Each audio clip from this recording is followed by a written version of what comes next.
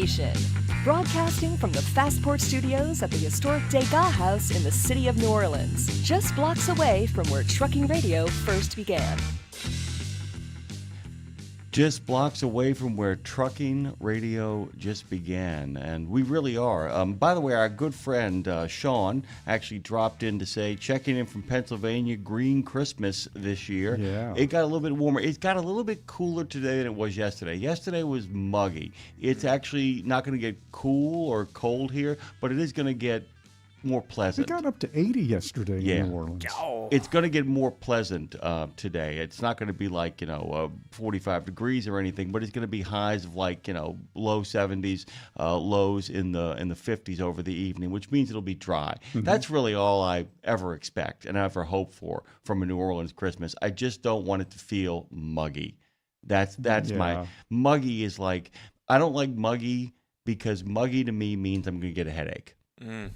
I'm going to get sinus. I'm going to get sinus conditions. Good morning to everybody out there, by the way. Good morning to you, Dave Nemo. Good morning, Jimmy Mack. Good morning, Andre Thibodeau. Good morning, gang, also known as Nemo Nation. Over here at Nemo Nation. Yeah, also known as around here. Yeah. Also known as, what is that? AKA. Also, the AKA Club. The AKA Club, by the way. We are just blocks away, of course, from the home of WWL 870, even closer to the New Orleans Fairgrounds, not too far away from City Park. We sit at the historic Degas House at the Fastport Studios, by the way. They are onboarding people to get ready for the next adventure of their lives, by the way. You can go to fastport.com or nationalapprenticeship.org, and we're very thankful and very grateful for them for making sure that we can be over here at the historic Degas House. I'm very thankful, too, that the historic Degas House could make an upstairs room available for Claire Marie and myself. Yeah. I stayed here last night.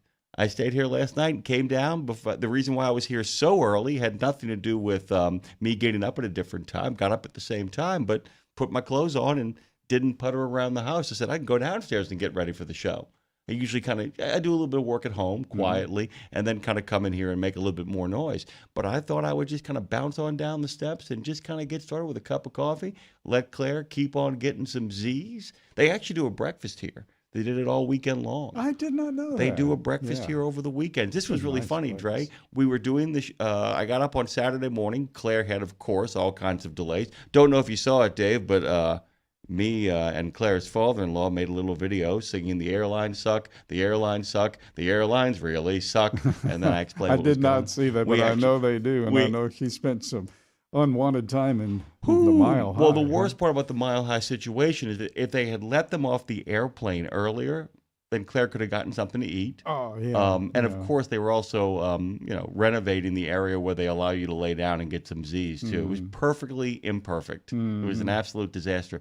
But they decided to get a little bit of that old Jimmy Mac-itis and hustled and maneuvered their way on an earlier plane. So rather than getting here at 4 or 5 o'clock on Saturday, they got here at 1.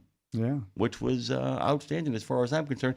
Speaking of outstanding, our good friend Tenring says, good morning to all. Joe J says, good morning, Dave and Jimmy. Good morning to Chowder, who's out there telling us all to have a great day.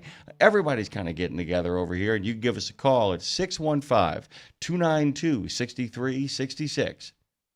Nemo, N-E-M-O. N-E-M-O, 615-292-NEMO. We're going to have Dean Croak dropping in here in just a uno momento. I got a great discussion I want to have with Dave and all of you guys about lava lamps. A number of people actually chimed in. I posted a little video over on TikTok about that. It's actually everywhere. It's on my Instagram post. If you guys know me on TikTok, it's Snake Pontchartrain. I am Sleeper Cab Library over on Instagram, and Jimmy Mack on the Book of Face. If you're a trucker or a friend of a trucker or somebody that obviously is interested in trucking, I'm probably going to accept that friendship request. So you keep on asking, and if I haven't gotten to you, I'll get to you eventually. You can be found at Dave Nemo, right? Which one is yours? That's a good question, only I should be asking it. I'm a little bit confused about that. What picture on Facebook is the one that looks... The one with me playing the conga drums. If you see Dave Nemo and it's got somebody playing the conga drums and it looks like Dave... If he looks like me. That's the profile that you're looking for. Friend Dave over there. Let's increase Dave's social media presence, as it were. In fact, It's the same photo that shows up when I chat on the YouTube chat. There you go. Yeah. There you go. There you go. Dre, where can you be found on social media? Ooh, man, that's a very good question. I don't know. You don't know? Yeah, not really. Man, Andre Thibodeau on Facebook, and when I'm feeling frisky, you can find me at Andre Thibodeau 93 on Instagram, but I'm being honest with you, I don't know. I found you, by the way, on TikTok. You're there.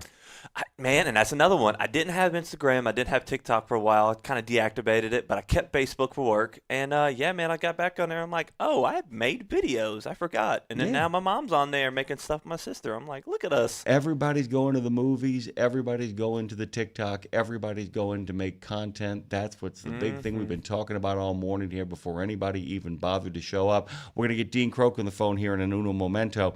But who do we got? We got one call coming in. Oh, man, you said his name earlier. Chilloo! Hello. Ten ring in the house. 10 ring in the house. What's going on? I'm on my way to the house for Christmas, and I just wanted to give everybody a Merry Christmas and a Happy New Year, and I like hope everybody enjoys their time. Thank you, Ten Ring. Same to you, brother. Yeah. Ten ring, have you? I say 10 ring. I know what it is. 10 ring. Have you got a chance to see Mr. Tim Ashoff recently? A couple weeks ago.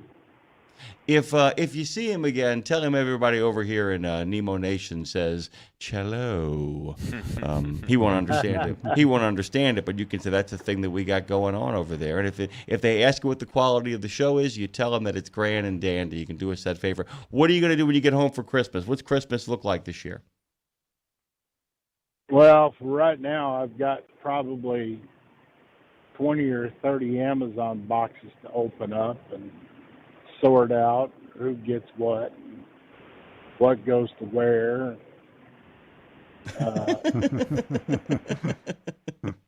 I had to get a new WeBoost antenna for me because my other one broke. Just the antenna, so I had to get a new WeBoost antenna. You know, WeBoost used to be one of our sponsors years ago. Well, that's why he talks about it all the time. That's why you talk about it. Yeah, I mean, so you still stand by those WeBoosts? They make all the difference? Oh, yeah, absolutely. I mean, before I got it, you know, going west through Wyoming, I would lose signal probably half of the time. But with the WeBoost, I still keep my signal. There's other places like the Idaho-Utah state line. Everybody calls it a cell phone graveyard, and I keep my signal all the way through there. I mean, there's only certain things what it does is the box. You know, when you lose your signal, your phone drops off right away. So the box that's in the truck keeps the signal on the phone long enough that if the signal wavers because you drop down in a wadi on 287 in Texas or something like that, if the signal wavers a little bit, the box keeps the signal on the phone so that when you come up on top of the hill, you still have the signal and you're still connected. That's the main thing that it does. Plus the signal boost itself, receiving and transmitting. So, I mean, they work really good. There's no doubt about that. All right, let me ask you the weird question of the day because we're going to get to that in the second half hour of this show before all the trucking news starts arriving. How do you feel about lava lamps? And that's question number one. And question number two, we're asking everybody, how do you feel about actually having a CB? And do you think that CB culture has a place and should return? And would it actually help make better connections among drivers? Let's start with the lava lamps, by the way. Are lava lamps good things to have? Do they add a little ambience to the room? Or are they just silly, goofy things from the 70s? Well, they're silly little gooey things from the 70s, but we made them in chemistry class to show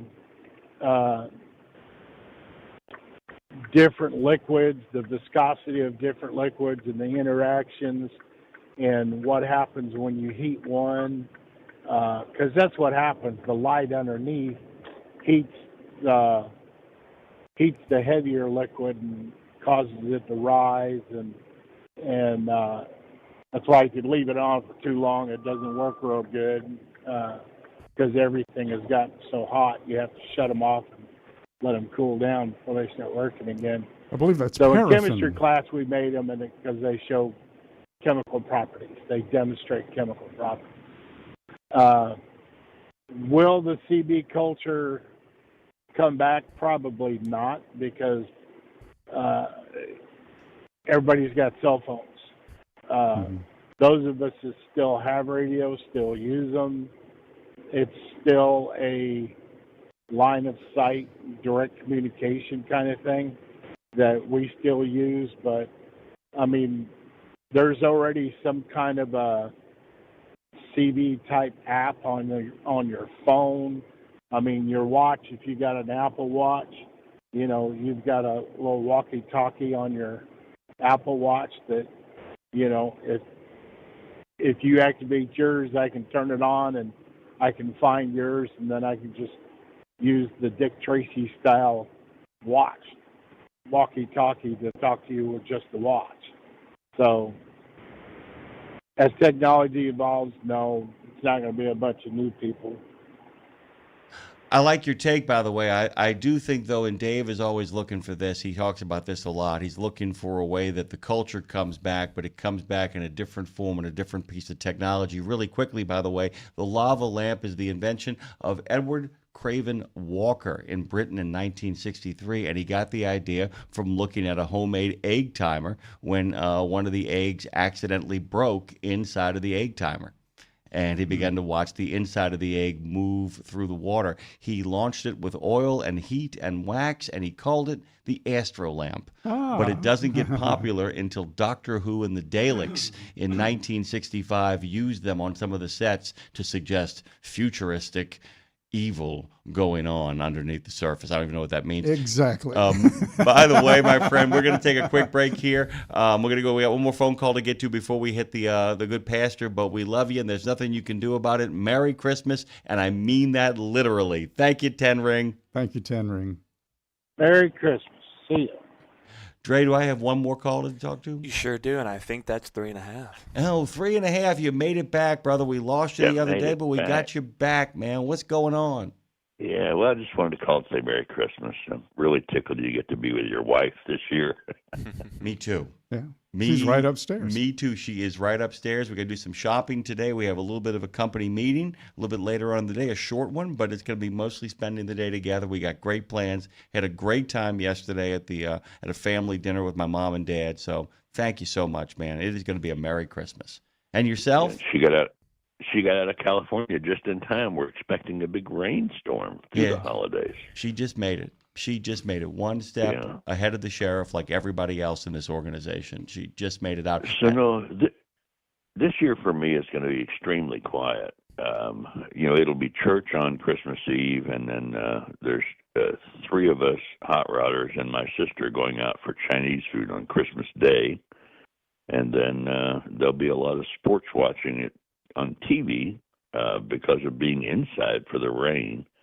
I'll be setting up the office, getting ready for 2026. Just try to get organized and a little jump ahead.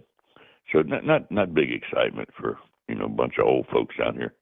I think you had enough excitement for the year, don't you? Second worst year of my life. I cannot wait to get it over. Just can't. I cannot wait to get it over and start a new year.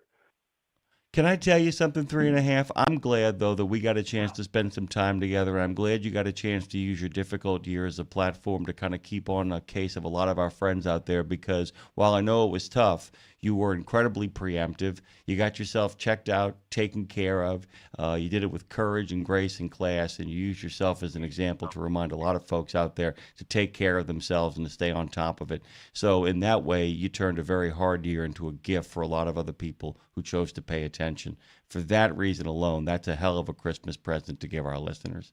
Thank you, man. Yeah, well, thank you. For a lot of different reasons, And Dave will remember for years and decades, actually, if you need a cheerleader for a cause, I'm there. I don't mind jumping out in front of people and, and saying, hey, here's the deal.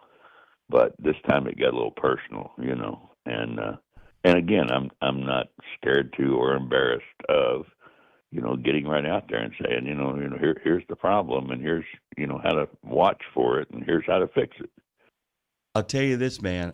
If I didn't know you better, I would think you planned it perfectly to happen in the middle of Movember too, to call attention to men's issues and make all of this stuff. I mean, it just felt like that rather than listening to it as the Book of Job, you heard it as a calling on the road to Damascus and decided to wake a lot of people up. So, brother, I can't thank you enough, man. My favorite road to Damascus warrior. Merry Christmas. Merry Christmas to you all. Thank you, Dennis. Merry Christmas, man. We're going to take a quick break here. We're going to have a little bit of the pledge, a little bit of the national anthem, a bracing cup of coffee from good Pastor John, and then return with the man who is lean and mean and on the scene, Dean Croak. Phone Master Dre, let you and I take a break and take a breath, and then you can take us into all this wonder. 1, 2, 3. I pledge allegiance to the flag of the United States of America and to the republic for which it stands, one nation, under God, indivisible, with liberty and justice for all. Oh, say, can you see by the dawn's early light what so proudly we hailed at the twilight's last gleaming, whose broad stripes and bright stars through the perilous fight o'er the ramparts we watched were so gallantly streaming, and the rockets rattling, the bombs bursting in air, gave proof through the night that our flag was still there. Oh, say, does that star-spangled banner yet wave o'er the land of the free and the home of the brave?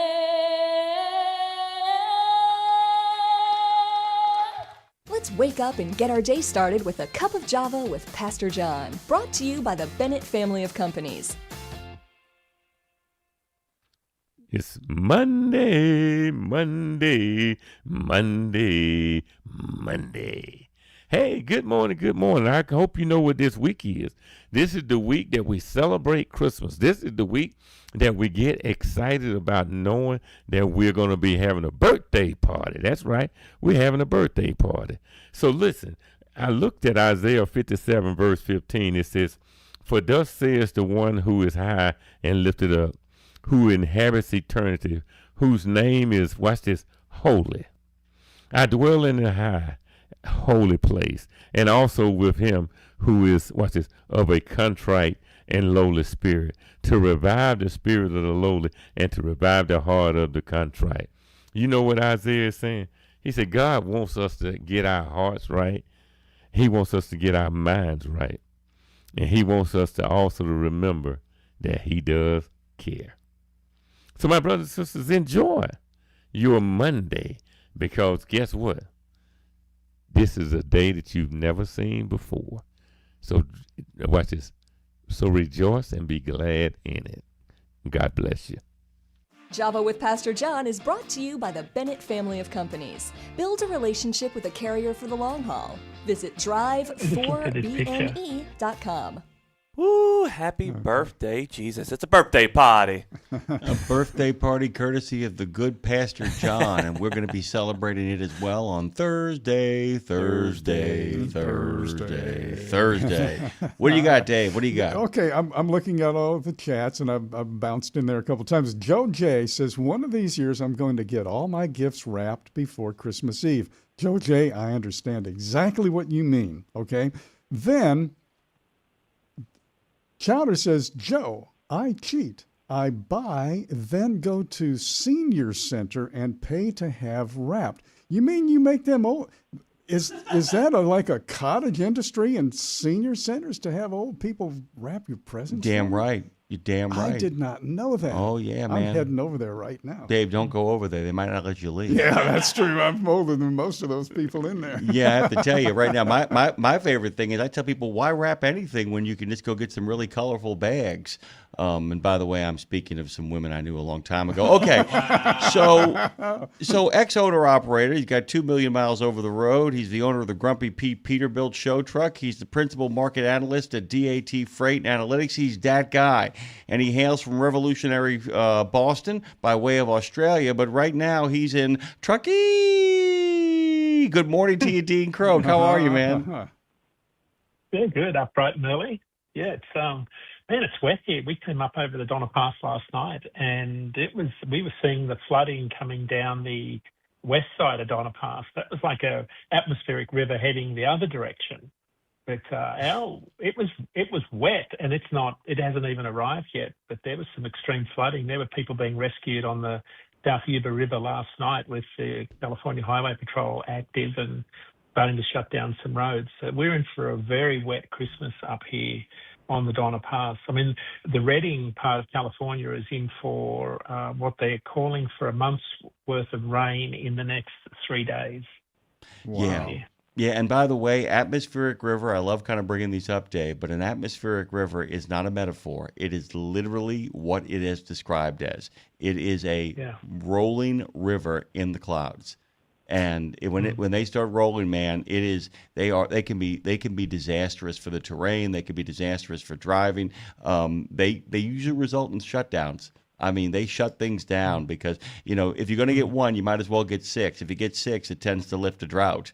That's the thing about them. They are bad. That's a good thing. Yeah. On the other side, for the produce season further down the track, like even all the way down the Colorado River, all the way down to Yuma, Arizona, even later in the year. So that's the good part of this. It's kind of interesting, too, that atmospheric rivers obviously are part of planetary existence, so they've been around forever in 2 days. But I got to say that over 50 years, I've been reading weather reports from the National Weather Service pretty much every day, that I'm on the air, up until just recently when we started streaming, and we have a different kind of a flow now. I don't remember ever seeing atmospheric river until about 3 years ago, maybe 4 years ago, but nothing further back than that. It's a term that hasn't been publicized. Yeah, and it's a scary term. It's a scary term, and I also think, and I'd love your take on this too, Dean, because you and I follow all of those harvest seasons and all of that, that time of year. I think part of the reason it's become part of our nomenclature, part of what we use on a regular basis around here for the weather, is because the droughts have become more prevalent over the last 2 decades. And they almost, as if the planet was aware of what's going on, I'm not saying it is, they almost become the great corrective to extended periods of drought. California's been very lucky over the last 4 to 5 years because atmospheric rivers over the last 4 to 5 years have prevented any kind of long-term drought. It isn't so much the need for rain, it's the need for snow in the mountains to be able to melt off and continue to keep the ground wet, correct? Yeah, absolutely. It's also the severity, right? So you've had this changing weather patterns.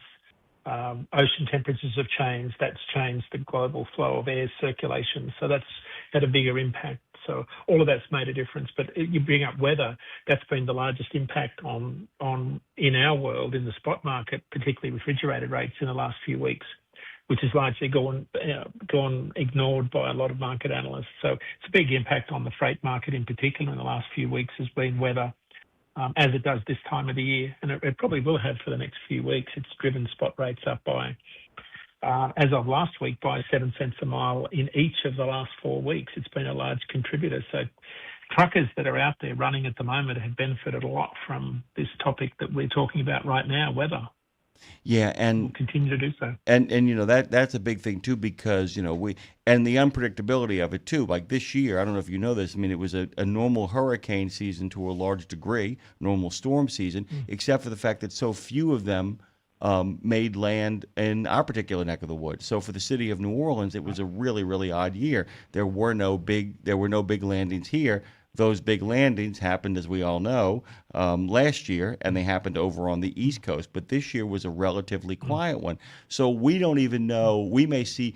That's the one thing I kind of left out. I alluded to it the last time you and I talked, the idea of a big polar vortex, anything really cold that forms in the next couple of weeks, if in fact it makes its way down into the Gulf South area, we could have a redux of what happened just a couple of years ago, where we may see another jump in rates because of a big polar vortex. But you can't plan for those. You can't plan for it. No, but here's the caveat, right? Even though let's say your rates per mile jump. So let's look at refrigerated rates, right? So that jumped 21 cents a mile in the last 3 weeks. Now, if I look at my forecast for the next 2 weeks, they're forecast to jump by that again, which like they always do between now and the 10th of January, because carriers take time off and everybody wants to get everything moved.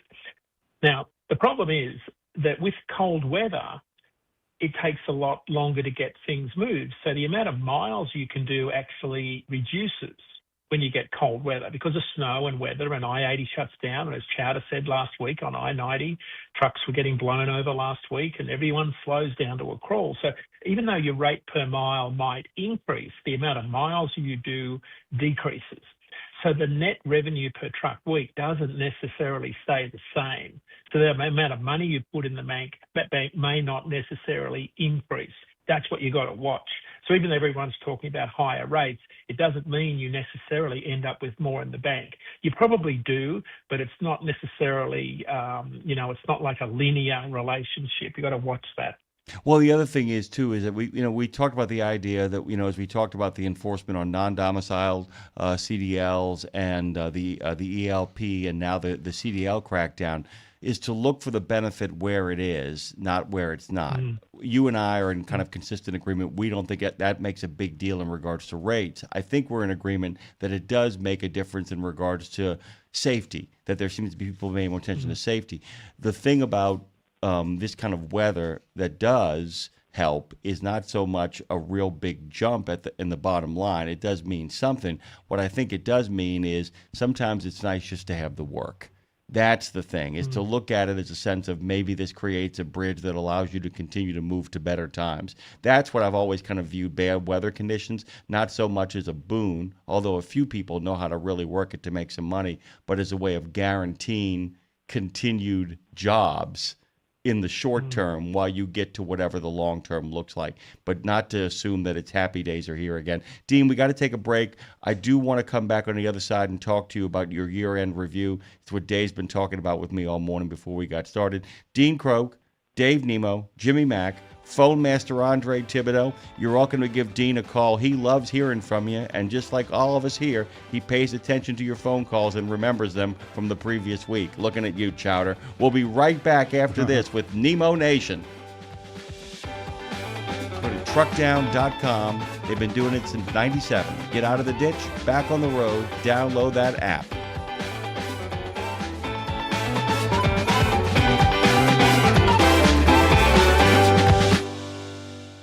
In a video game, if you get enough experience, you level up. And when you level up, you gain more skill. And with enough skill, you beat the boss and win the game. Sounds a lot like trucking, doesn't it? Except in trucking, you don't beat the boss, you become the boss. And if you want to be the boss, you gotta meet the boss. And that boss? Carrier's Edge boss, Jane Jazrawi. Want your drivers to level up? Carrier's Edge has the training, comprehensive safety, compliance, and best practices on one website. It's a simple subscription with no contract and no commitment. Learn more. Try it out. Level up. CarriersEdge.com. Hey, come on! We're starting the game! All right, I'm coming. Wait for me. CarriersEdge.com.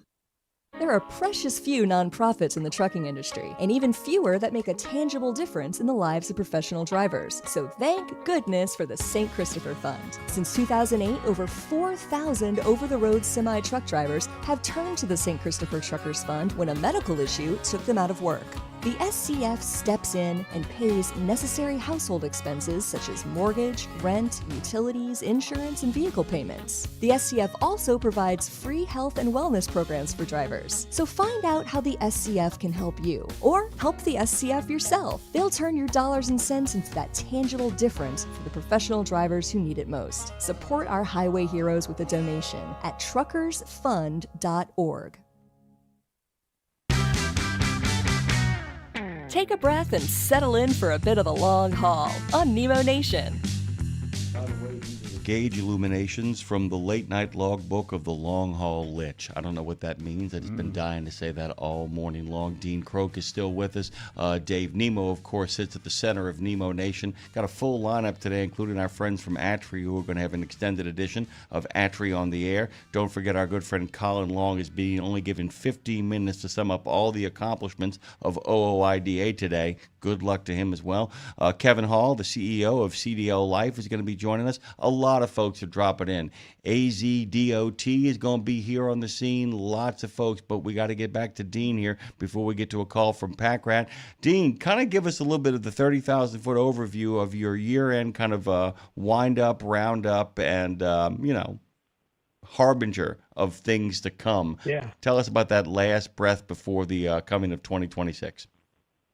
Yeah, it's been more volatile than expected. I think weather's played a big part of it. A lot of people are really hanging their hat on, English language proficiency, non-domicile CDL drivers,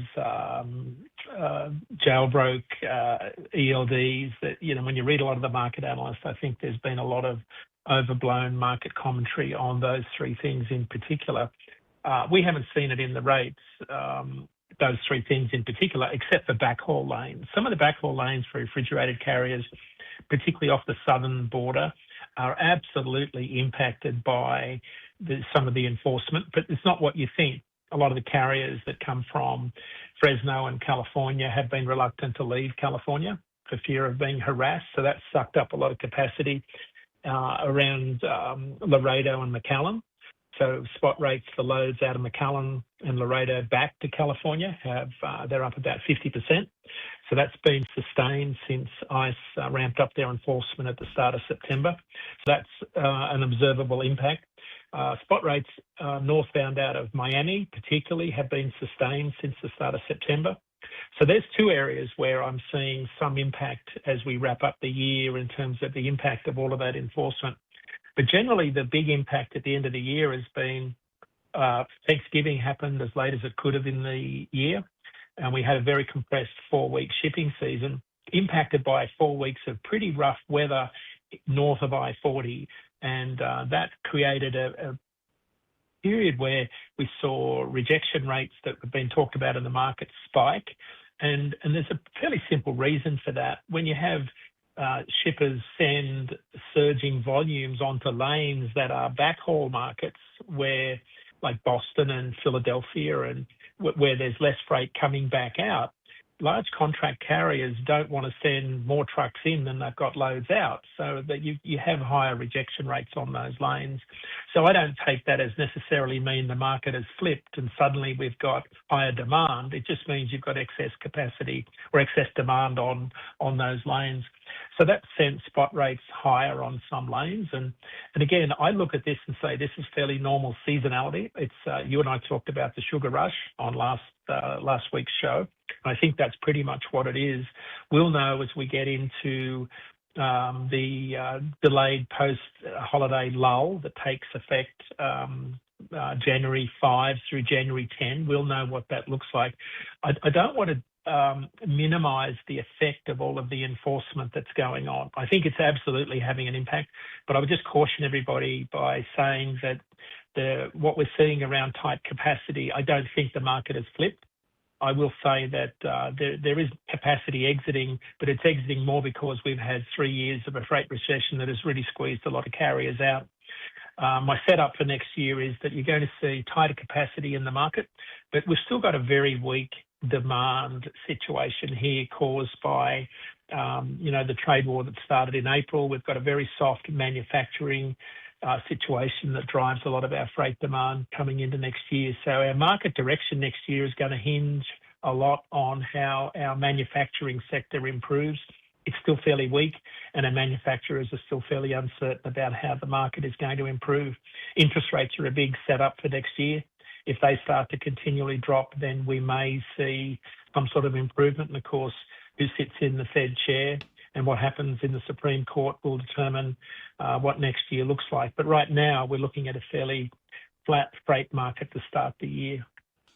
I want to add really quickly, too, to kind of, I'm going to actually sum up what you've just summed up, so that the observable impact of ice, a late Thanksgiving, coupled with pretty intensive and strange weather, particularly on the other side of the I-40, and then finally, the thing that we've been waiting for is there seems to have been a blink in capacity, that long game of chicken that people were playing of you get out the market, no, you get out the market. A few people actually finally blanked and got out of it. So all of that kind of gets impacted in a 4-week thing, and it's just a warning all of our friends there.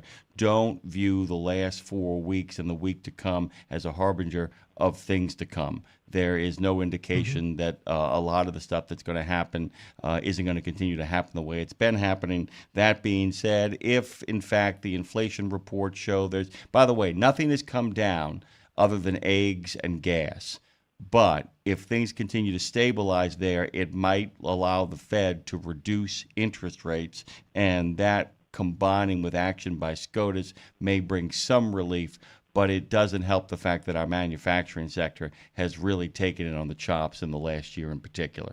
The green shoots that we saw at the end of 2024 did not materialize, not helped at all by those tariffs. That's kind of my take on it, but a lot of that is what some of the stuff that you're saying over on your blog post. Guys, if you head over to DAT's website, you can find Dean's blog post over there. You can also find him on all of the other socials. Okay, all of that being said, what do you have planned for this week? Tell us about, at least, are you getting a breath? Are you taking a break? Yeah, we've got family out here. My son Harry is out here in Truckee. My son Ethan flew out yesterday, although he couldn't land in Reno because of the wind, and they got diverted to Sacramento, so they had some pretty bad weather here yesterday. So he's finally arrived. So our whole family is out here in Truckee. So yes, we have a break. We're actually out here for a couple of weeks. But I'm going to be out here talking to truckers. I'm going to go into Reno and hang out at the truck stops, and I'll be up at my favourite spot on Donna Pass at Vista Point, not looking at the vista down on Donna Lake, but looking back up at all the trucks coming down Donna Pass, getting some content. Those winds, by the way, the ones that had been preventing people from landing and taking off properly, were the exact thing that actually prevented Claire from getting here at midnight on Friday, and instead did not arrive until the afternoon of Saturday. Got lucky, pulled the same routine that I pulled, simply hung around a desk until they could manipulate some attendant into giving them a ticket, letting them get on the last opportunity to really get here on time. Dean, we got our good friend Packrat on the phone, Dave, so let's tell him good morning. Hey, Packrat, what's going on? Hey, good morning, Packrat. Hey, good morning. Hey, good morning, Dave, Jimmy Mack, and hey, Dean, flat out like a lizard drinking.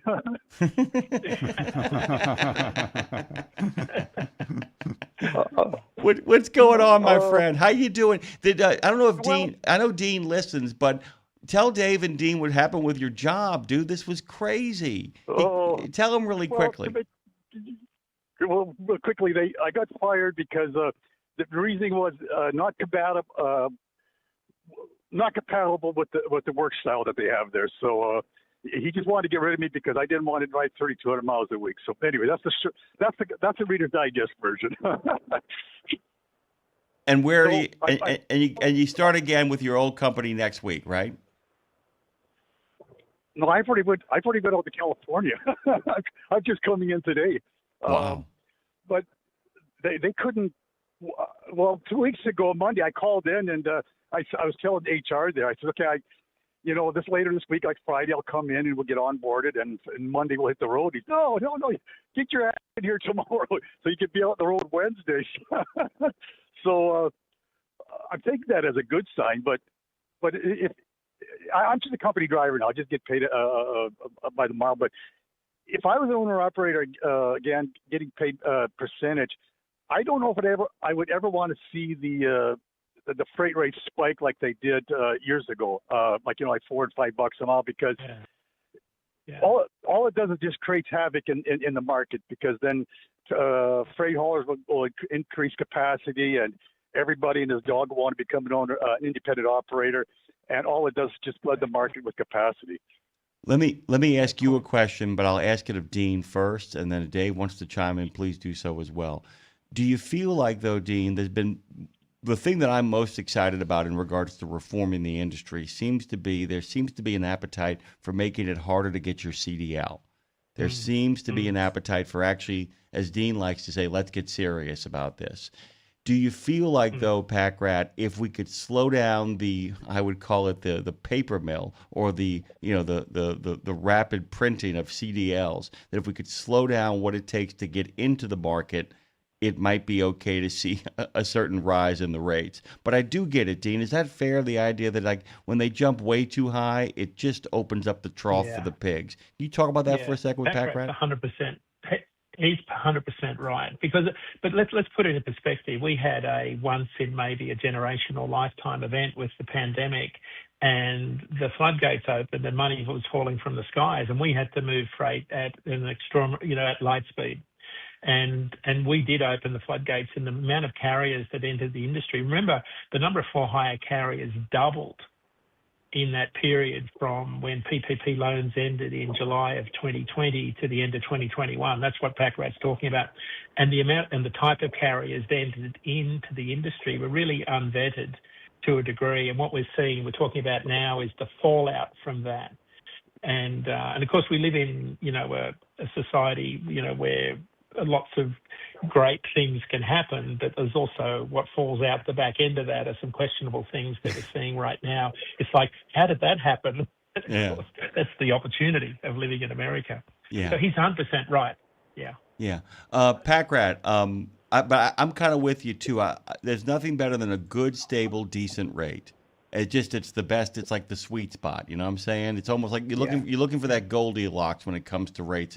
If I'm listening to you correctly, right, sir? Oh, absolutely. Yeah. I want to see them good enough that you're making a decent profit, but not good enough that everybody will rush out and try to capitalize on the market. That's a really good point. Yeah. Did you enjoy the football this weekend, brother? Oh, the Bills. What a game. What a game. What a game. I'll be talking about that a little bit later on with Dave, my friend. And my own New Orleans Saints, Dean, I can tell you it is so good. It seems that we actually have a coach, a quarterback, our first good draft since 2017, and we are not sucking at the apps. This is interesting. This actually applies to trucking. I don't know if you know this, Dean. Packrat and I play this game about comparing football to trucking.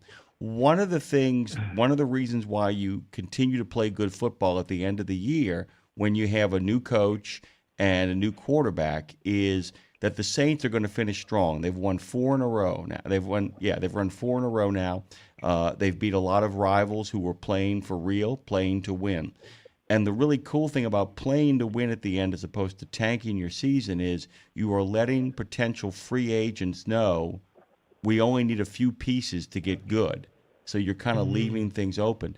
And I was thinking about that in regards to running a small business, that even when you're hurting a little bit, it's important to kind of throw yourself back into doing your job at the highest level, because if you can begin to show profits even when you're running in the red, and you can begin to show a culture that's dedicated to making profits, you can attract better drivers and you can attract investment as well. And it's the same sort of mentality. So there you go, Packrat. There's my little game played out for you, by the way.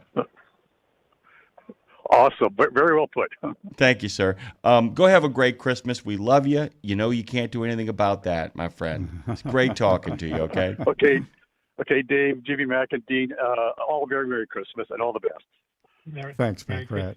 Thank you, Pack Rat. Before we let Dean shuffle off his radio coil, so I put up, as you probably noticed, Dean, somebody actually challenged me, said, well, you know so much about social media and haven't practiced it in 10 years. Why don't you start posting again? So I put my little toe in, and as you've noticed, I've been putting up some stuff. I put up a question in regards to CB radios and asking truckers out there if they own their CB before they own their truck. If in fact they were part of CB culture before they were actually part of trucking culture. Michael Vanadesten wrote me and he said, I've been on the CB since I was 9. They're on the issue with the complications of the CB radio. The customers, I understand the arguments on both sides, but it goes deeper to one of the root problems in the industry and our culture at large. Across the board, all these zombies that barely take a minute to look up from their cell phones. Society has become so antisocial outside of social media. Back when people were running the CB, there was a lot more communication. You had human contact all the time. You talked to people. You had relationships with other drivers. Now nobody's got any time for simple hellos. If you try to communicate with people, they act like you have the plague. The less interaction you have with humans, the less human you become. Today, it is extremely rare to see a driver helping another driver out. It's a truly sad state of affairs. And I think what Michael is getting at is that, as you said last week, let's get serious about this. And if you get serious about CB culture, what it means is, and and 10 Ring talked about the cell phones and the chat room over here, and those do kind of work this way. But the CB, I think, gives people instant access to each other in regards to on-the-spot stuff and allows for quick check-ins in a way that the other things don't always do that. Can you talk about that a little bit? And then I want Dave to kind of wax on this for a second. I was listening to what 10 Ring was talking about, and I think the point that I was trying to make last week, I would treat a CB radio as like, and I made the point last week, as like a fire extinguisher or a first aid kit. Like, I don't want people to be on there listening to it all the time. That's not what you need it to be able to communicate when there's a problem. But let's think about this one step further. Every truck has a telematics device, and every manufacturer of a telematics device knows exactly when all the rapid decelerations and hard brakes are occurring. And in their back-end database, they know where they occur. So, for example, when Chowder's talking about all of those hard brake events on I-90 last week, there is a computer system sitting in a trucking company or a software company's database that knew exactly when they were occurring. So why didn't they transmit all of those alerts to everybody's cell phones in every trucker's cab instantly? They could have done it. So like an Amber Alert, why aren't all of the software companies communicating with all of the truckers? So outside of the CBs, if we can't get CBs in trucks and truckers communicating, why aren't we doing the Amber Alert equivalent to truckers on their phones saying whiteout or rapid decel alert, slow down? Because I think that's an easy fix. Now, I know when I worked at Omnitrax, we couldn't get that off the ground because Omnitrax didn't want to talk to another vendor about alerting people to a high-speed corner where they had lots of rapid decels because it was a high rollover point. Talk to Tim Ashoff about this, because in his database, he will have a lot of high-speed corners where a lot of his drivers have rapid decels. And I know he's got his system set up where he advises his drivers of these known not accident points, but these known corners where they have where they need their drivers to slow down. Right. So there are ways to get around this, and I'm more concerned about these accident situations in whiteouts where the data points, you can see them leading up to it, and we still do nothing about it. So there's ways around this. If you can't get CBs in the cabs, and everybody's, as 10 Point's talking about, if it's a cell phone solution, there are ways to fix this if we really wanted to. I'm going to ask Dave a question by making a statement. I'd like your take on this as well, too. Dave, was there ever a time when, and I've been thinking a lot, you and I have been talking off the air, and so have Dave and I, and so have Dre and I, about ways of, there's a lot of stuff about marketing that I understand, and that there are ways of kind of taking the Raymond Lowry approach to marketing, where it's a theory called Maya, M-A-Y-A, where you actually make what is new accessible by wrapping it in the package of the old. And I was kind of curious of the idea of if you have, let's say that Creek Carrier is a sponsor of ours, and I'm using them because they're not, but they've been a long-time sponsor. Do you guys think it makes sense for Crete, if they know that you're a sponsor of theirs, to say, hey guys, if you find yourself in kind of a lost situation, it never hurts to listen to, say, like Road Gang Radio or Nemo Nation, and that I would get a message from them on my cell phone, or Dre would get a message on his cell phone, or Dave would get a message, and I would say, hey guys, if you guys work for Crete right now, I would really highly suggest that you check your phones. That you take a look at your phones, and the idea that, that if you have places where people network and converse, that they actually know that the people who they work for use that as a platform as well to keep them informed, and that it becomes more than just kind of an infomercial, but it becomes a rally point, that you begin to figure out ways of saying, we know what Tim does, but to say that, if you're a carrier who wants to get the message out, the more platforms you are on as a presence, you can let not only your employers, but the community at large know things that are good for safety culture in general. Am I making sense? I think absolutely. If it's a life-threatening event, in a heartbeat, that should be something that's like a no-brainer. Yeah. Like if you're talking, that to me, that's obvious. It would be I know it happens in other countries.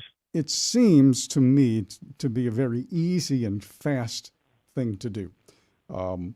We could just be on the list, and Tim Ashoff and Dave Snitley could just push the button, and we would get the message. It would also help everybody out there on the road, including four-wheelers who might be tuning in. So, yeah, that's a great thing. Look, I've been doing that sort of thing all my life because every time a tornado warning comes on, severe thunderstorm warning, we get them from the National Weather Service. I relay all of that stuff.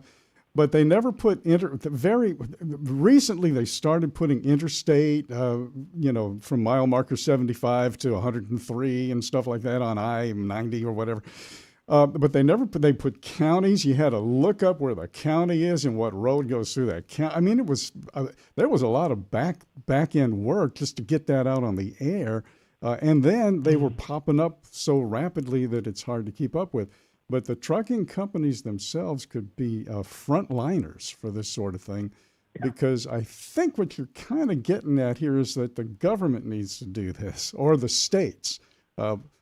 And I don't think they are going to. The problem is that I think we have flooded our own zone. We've heard the expression flooding the zone, right? I think in many ways that so many people have flooded their zone. For instance, on the chat here, by the way, our good friend Trucker Boson says, had a CB in my POVs for years before I started driving. The Paranormal Pie Man says you got to wade through the skip garbage. Trucker Boson says Google Maps give real-time alerts for adverse conditions ahead and says it saved his bacon. That kind of stuff is out there. I think what's interesting, though, is that we often have a hell of a time determining the signal from the noise. And that, in many ways, creates problems, too, is that we have so many options that we have flooded our own zone.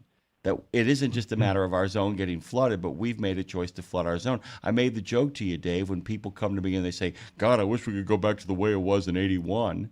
And my dad's great response is, you can. Put your phone down, read the newspaper in the morning, watch the local and then the national news, turn off the damn news and put your phone down. You'll be amazed at how much like 81 it still is out there. Yeah. And if they find a VCR someplace. If you pick one location, and I mean that in regards to the internet, the web, digital media and all that stuff, if you pick one location, then you're able to kind of keep the signal flowing. And it might actually force some people's hands to make their signal really, really clear. That's a lot of stuff. I think there's a lot of reluctance to give the citizen band radio a lot of credence outside of the people who actually use it. But think about this.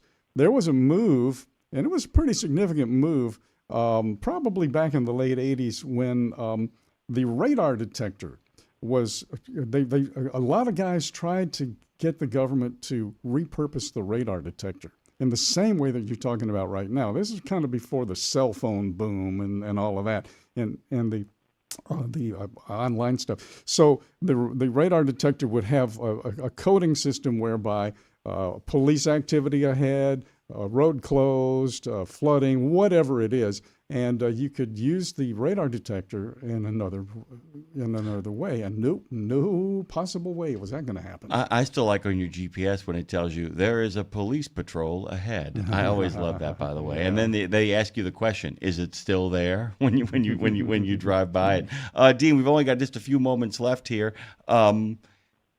I know we're going to have slow rates I know we're going to have slow rolling this week, which is going to mean an increase in rates because less people are out there. But you seem to think that there actually might be more people out there. We talked about, Pack Rat just now. He's out there on the road.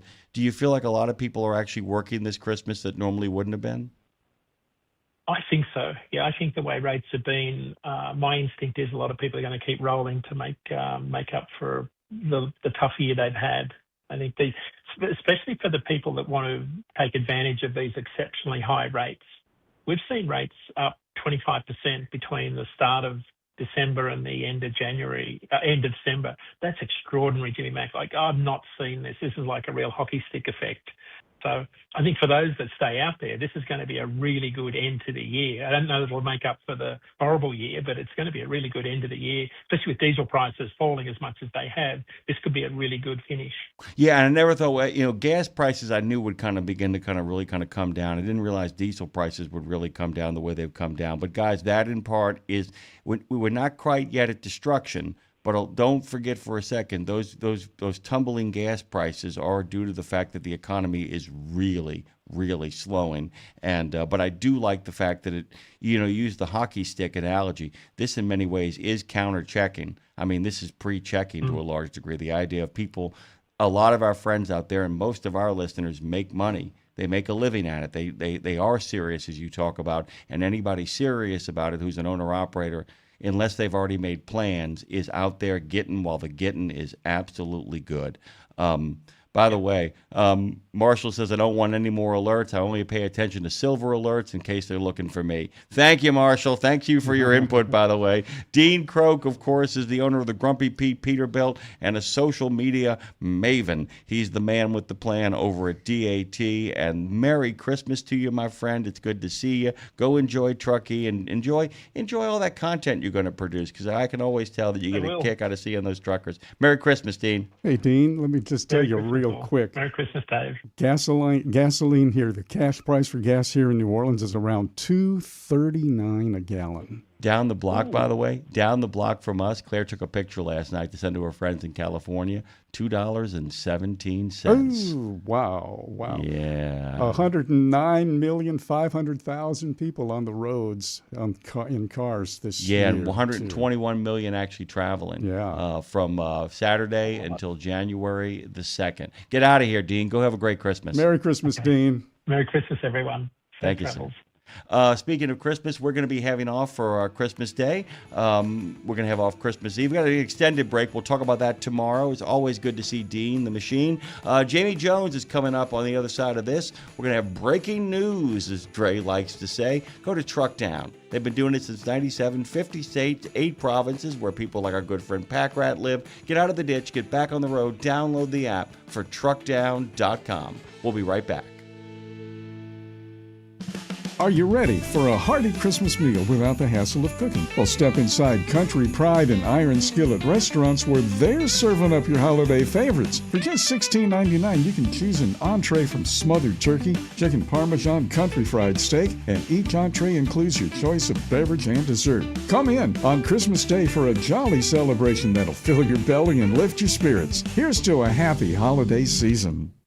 It's Monday, Monday, Monday, Monday. Exceptional value and exceptional values. That's Bennett Trucking. A core commitment of faith, family, and freedom has driven Bennett to being the leading provider of innovative, integrated transportation solutions, both at home and abroad. Bennett's values are not just compatible with providing high-paying jobs and unmatched customer service. They're inseparable. If you're looking for an employer or a partner who believes the best business model is being a model citizen, then Bennett Trucking is the place for you.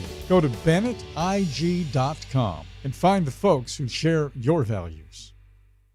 It's one simple act that helps Wreaths Across America fulfill its mission to remember, honor, and teach. Sponsoring a wreath one more wreath, means one more adoring father, one more loving mother, one more heroic son, one more brave daughter, one more beloved family member, one more dearly missed friend, one more American, one more wreath upon the gravestone of someone who served the cause of freedom, honored for their sacrifice, never forgotten, always remembered, through one simple act. One simple act. Go to wreathsacross.america.org/RadioNemo and keep the mission moving forward. Live from the I-10 corridor from the Fastport Studios in the city of New Orleans, it's Nemo Nation. Trucker Boson talked about his bacon getting saved. Your bacon got saved 11 years ago on this day, by the way, Dave. I don't want to put you on the spot, but I know you mentioned it earlier, and so I thought maybe we take a moment here to talk about this because 3.5, by the way, was terrific when he went through his prostate cancer conversation with us. He got himself checked out. They caught it early. They got it done. He's already in the process of recovery. You hear what a vital human being he is.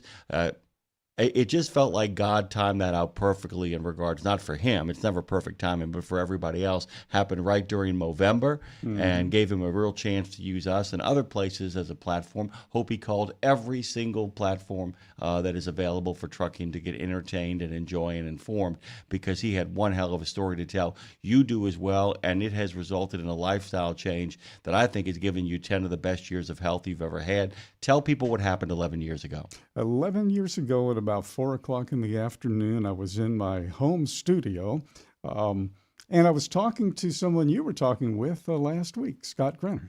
Yeah, nice dude. And he and I were talking about this, that, and the other, and I felt like, man, the middle of my chest, not the left side, not the left arm, right in the middle of my chest, just like an elephant was standing on. I told him, I said, I think I said something to Scott like, man, you know what? I've got to go. I'm not feeling well. So we hung up on the phone, went in the bathroom, got some Tums. That's the first thing you do. And, man, that didn't help. So I went and told Cheryl, I said, I got to go to the hospital. I think I'm having a heart attack. And she didn't believe me, but she took me. I get there, and they called it a massive heart attack. Now, here's what I want to tell everybody listening. I'm 77. I'll be 77 years old next Monday, okay? Now, this is 11 years ago.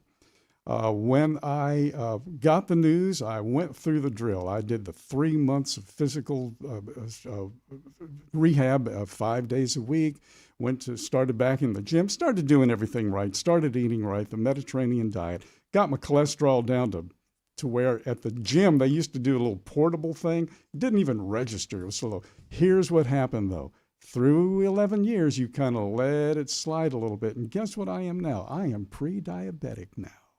So what I'm telling everybody is watch the front door and the back door at the same time, because everything else was fine except sugar. So you kind of let go. So if you're on a plan, if you're on a thing, or if you're on a journey, you have a system, stay with it. Don't do what I did and do 9 steps out of 10 and leave that 10th step out, because I thought, you know what? Cakes, candies, cookies, sugar, that ain't going to bother me. Well, guess what? But do what you did too, though, because now you can check in. The thing is that what is the great thing? You've been there before and you know the way out. Yeah, and just straighten up. Yeah, just get back on the program. And all the other problems aren't there. Other things have really kind of taken. I mean, you have maintained a physical commitment to your health. I've watched you eat a whole lot less. I've watched you eat slower. I've watched you stay active. You've always had a great commitment to sleep. That's made a big difference as well. So while, of course, I'm glad that you have the honesty of saying these are some of the choices I've made since then, I got to make some adjustments. You have to make some adjustments as opposed to a complete overhaul of the equipment, which is such a big deal and makes a big difference. I'm glad you're here. I'm glad that 67 wasn't your last year with us. I'm glad that you're here. Dave Nemo, alive and well and living it up at the Degas House at the Fastport Studios here on Nemo Nation. And by the way, as we approach Christmas, there's still news fit to print, and there's still breaking news. Let me hear it, Dre. Breaking news! By the way, she's the managing editor, the editor-in-chief, and the grand poobah ass of Landline.media, where you can subscribe to their print magazine. You can find them on Facebook at Landline Mag, the X formerly known as Twitter at Landline Mag, the Instagrams at Landline Media, and of course at YouTube at Landline Media. I'm talking about Jamie Jones, of course, who joins us on this Monday before Christmas. Good morning to you, my friend. How did the weekend treat you? We don't talk about weekends around. Roger. It's rough. It's rough being a Chiefs fan. I will say that, but I am still a fan. Well, you got to have these years occasionally. Remember this too, though.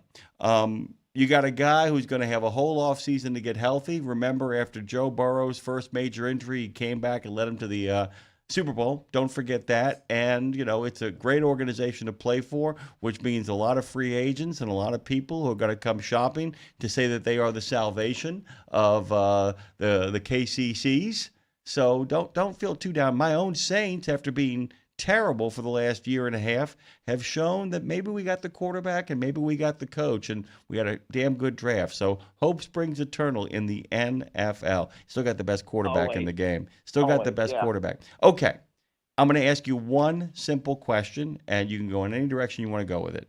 What did the week before Christmas leave us in suspense over in regards to trucking and transportation? Meaning, like, we all got to take a deep breath right now. But did anything happen last week that we are now on tender hooks waiting to see what happens next? I mean, we're watching this chess match between the DOT and California right now. And that's what it is. Over the non-domiciled CDLs specifically, and California is making their case that, these are the rules. We screwed up, but we're going to reissue them, in compliance with the rules. We have a court case going. We've got all kinds of crazy stuff. And I think what's funny about all of it is I go back a year ago, and the news story that none of us expected to see was the beneficial ownership information filings and all of the lawsuits over that. And I remember Tyson Fisher, our associate editor, actually turned in a story at, I think it was 1:53 a.m. on Christmas Eve. And I was like, this is nuts. Who knew that stories could be, anymore will do this to us? But we had so many 11th hour court decisions and stuff, and I'm kind of wondering where we're heading on this one.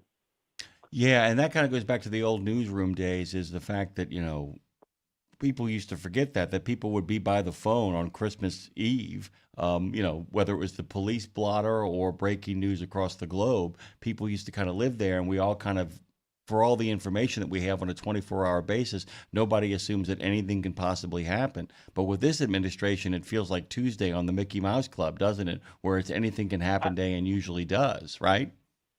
Yeah, I mean, and actually last year was the Biden administration. So we're just living in a different time entirely. And I think that's kind of funny because before kids, I was always the one that volunteered to work Thanksgiving and Christmas and stuff like that because, it was always evening shifts and stuff, so you could get the family stuff out of the way and then go in and let the others who had little kids or, things like that. And Mark Schremer, our senior editor, and I were talking, and I said, man, I do not want to go back to the days of a night desk. I really, really don't. But, man, it's getting wild. Speaking of Mark Schwemmer, he got a chance to talk to the man who sits at the center of the FMCSA, did he not? He did. And I actually had the opportunity to have an off-the-record conversation with him in between his appointment and actually taking the job because we had the shutdown in play there, too. I'm really impressed with Administrator Bars. I like his approach to enforcement. It's not the same adversarial that it's the trucker's fault on the roadside. He's going after the systematic problems that are allowing ill-equipped drivers on the road. And I think that is a refreshing change from truckers are bad people and cops are good people kind of mentality that we had for a very long time. They're all good people. It's just who's equipped to do their jobs, and we've let too many people who aren't equipped to do their jobs on the road as truck drivers. And that's where this administration is focused. This is a really interesting thing, too, because police, anybody who is former police who's listening will understand this. The first thing that a cop will tell you is that he or she is tired of doing is they're not social workers. They're not therapists, and they're not community activists. And too often they're called upon to do that. It seems, tell me if I get this right, what Bars is saying is, look, we still need to pull people over. We still need to do inspections. All that stuff is important and part of our mission and mandate.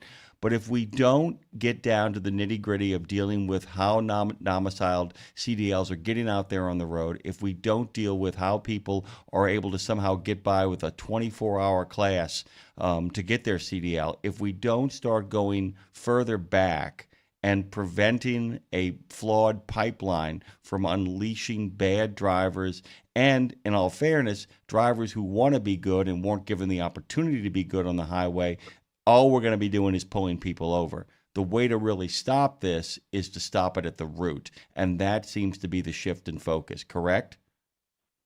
Yeah, it really is. And, I mean, roadside inspections have their place. I mean, you see a ratty truck and trailer, I'll pull them over. That has to happen.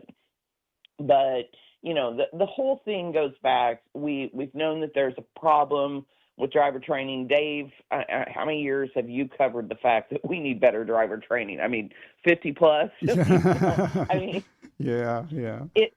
Well, let me just say this, though, Jamie. The whole thing about driver training, that's fairly recent, and maybe 25 years ago, not 50.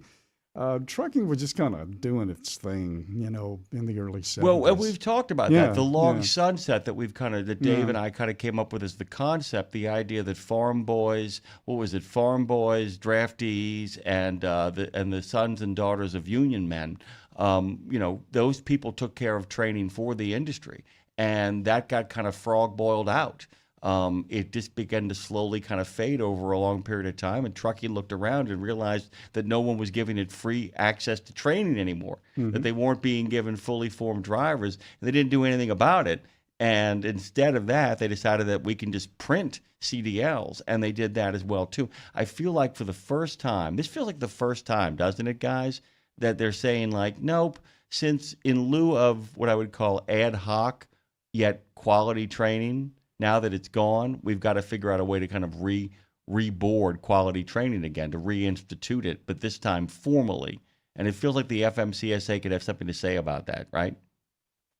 Yeah, and, the thing is, we went through the negotiated rulemaking several years ago, about 10 years ago, and it got watered down to where it didn't have any actual behind-the-wheel training included in it. And, there were baby steps made toward getting something formal on the books, but we left the gaps open so big. And I'm sorry, when you have programs like your electronic logging devices, driver training, things like that, where groups and companies are self-certifying, it's basically a pinky promise. Hey, we're doing everything right. That's a problem.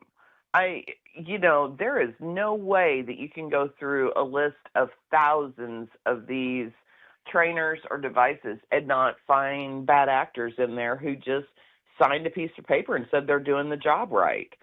So, the agency does need to step up, and we're hearing the right things out of Derek Bars and also Sean Duffy, who's the DOT secretary. There's some really good stuff that they're talking about enforcement and shoring up the problems in the industry. And, self-certification is going to be a big part of that. That has to go away on many levels. One of the things, okay, you're talking about Derek Bars, and I think you're absolutely right. Everybody, because he comes from law enforcement legislation and trucking itself. I remember before Ann Farron, I was trying to remember his name. Do you remember John Hill? He was between. Yes. Okay, John Hill used to have a picture of a crash scene and a family on his desk. That was his big thing. Okay, safety, safety, safety. And he, as a reminder, he told me that he had this photo. You may have seen it yourself on his desk, and that really puts you at odds, I think, with the guys and the ladies behind the wheel in a sense. I don't know how that feels to a driver. I can only imagine. Ann Farrow, a little bit different. She's a little bit more open, a little bit more trucking, as opposed to legislative rule-making, enforcement trucking. But what I really wanted to ask you, Jamie, is this, because I don't know the answer to this. You have the FMCSA and you have the CVSA, the Commercial Vehicle Safety Alliance. Those are the people with boots on the ground, so to speak, with the crawlers and the flashlights and the calipers, and they're doing all of the enforcement out on the road. What is the relationship between FMCSA and CVSA? I can't figure it out. I think it changes administration to administration. Okay. And that's both within CVSA and FMCSA, because right now it took prodding, some very significant prodding from the Owner-Operator Independent Drivers Association, but to get English proficiency back in the out-of-service criteria, which that is CVSA's job, not FMCSA's. Wait, stop there. Okay, stop there. All right. FMCSA has taken the heat for the English language thing back in 2015, I think, when they took it out, when they said it wasn't going to be out of service anymore. You still needed to be able to do it. But it was CVSA, I think it was 2015 or 17, and they said, we're just not going to make that out of service. And it was kind of quietly done. It was in a press release. It was like the third thing in this press release. Okay. And going back and looking at all that stuff, it was CVSA. Okay, so CVSA tells FMCSA, look, this ain't a big deal. These guys are okay. They get up to the inspection point okay, so I guess they can drive. They stop, so I guess they know where the brake pedal is, and they knew how to get in here with the signs. So they're good. So let's not make that out of service. Okay, that's a little harsh. Now we realize, whoa, that horse has just broken through the fence and has run It's a loophole. It's a loophole. The idea that what they were doing was they thought at the time, they didn't realize that when the industry got wise to the fact that they weren't doing it, they started printing CDLs like crazy and putting people who really couldn't speak English on the road. That's one of those things. The problem might not have been as bad in 2015. That's what I want to get from you, Jamie. Do you get a sense that literally consequences is what we have here. How about this? Absolutely intended consequences, absolutely. where there were certain people inside the industry who went, oh wait, they're not checking. Unleash them. As many as we can get, as much cheap labor as we can get. Was that part of what happened here? And do we have any way of being able to figure out if that's what in fact happened? You following me? Because I think Dave brings up a really good point. No, and it absolutely did happen, because the two things worked in tandem. We had taken the English language proficiency out of the out-of-service requirements, so all it was a violation. And you also had the addition of non-domiciled CDLs, which initially were intended for somebody out of Ohio who went to a training school in Arizona. It took the requirement away where they would have to go back to Ohio to test out and get their CDL. And I mean, we can all have our theories on why this, was pushed for by ATA, but I mean, a lot of it had to do.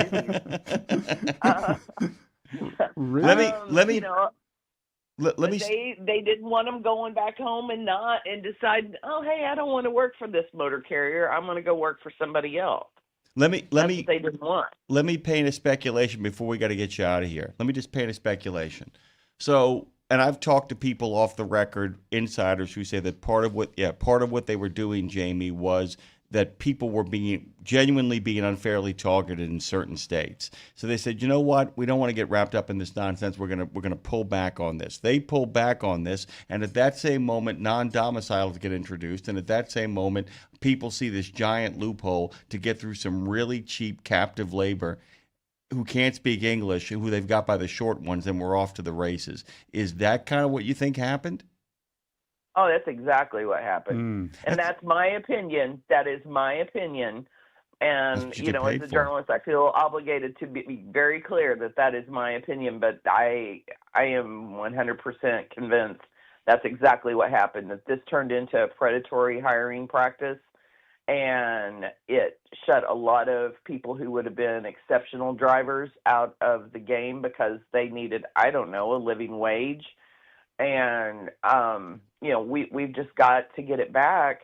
And it's all in the name of safety. It's, you know, protecting everyone, because these individuals who are being preyed upon, they're being put in unsafe situations. They don't know how to drive those trucks. So it's for their safety just as much as everybody else's on the road. Managing editor, editor-in-chief, Grand Poobah S of Landline.media, where you can subscribe to their print magazine. Find them on Facebook at Landline Mag. Same over at the X, formerly known as Twitter, on Instagram at Landline Media and YouTube at Landline Media. Merry Christmas to you, you young building and loan. Thank you, Jamie Jones. Merry Christmas, guys.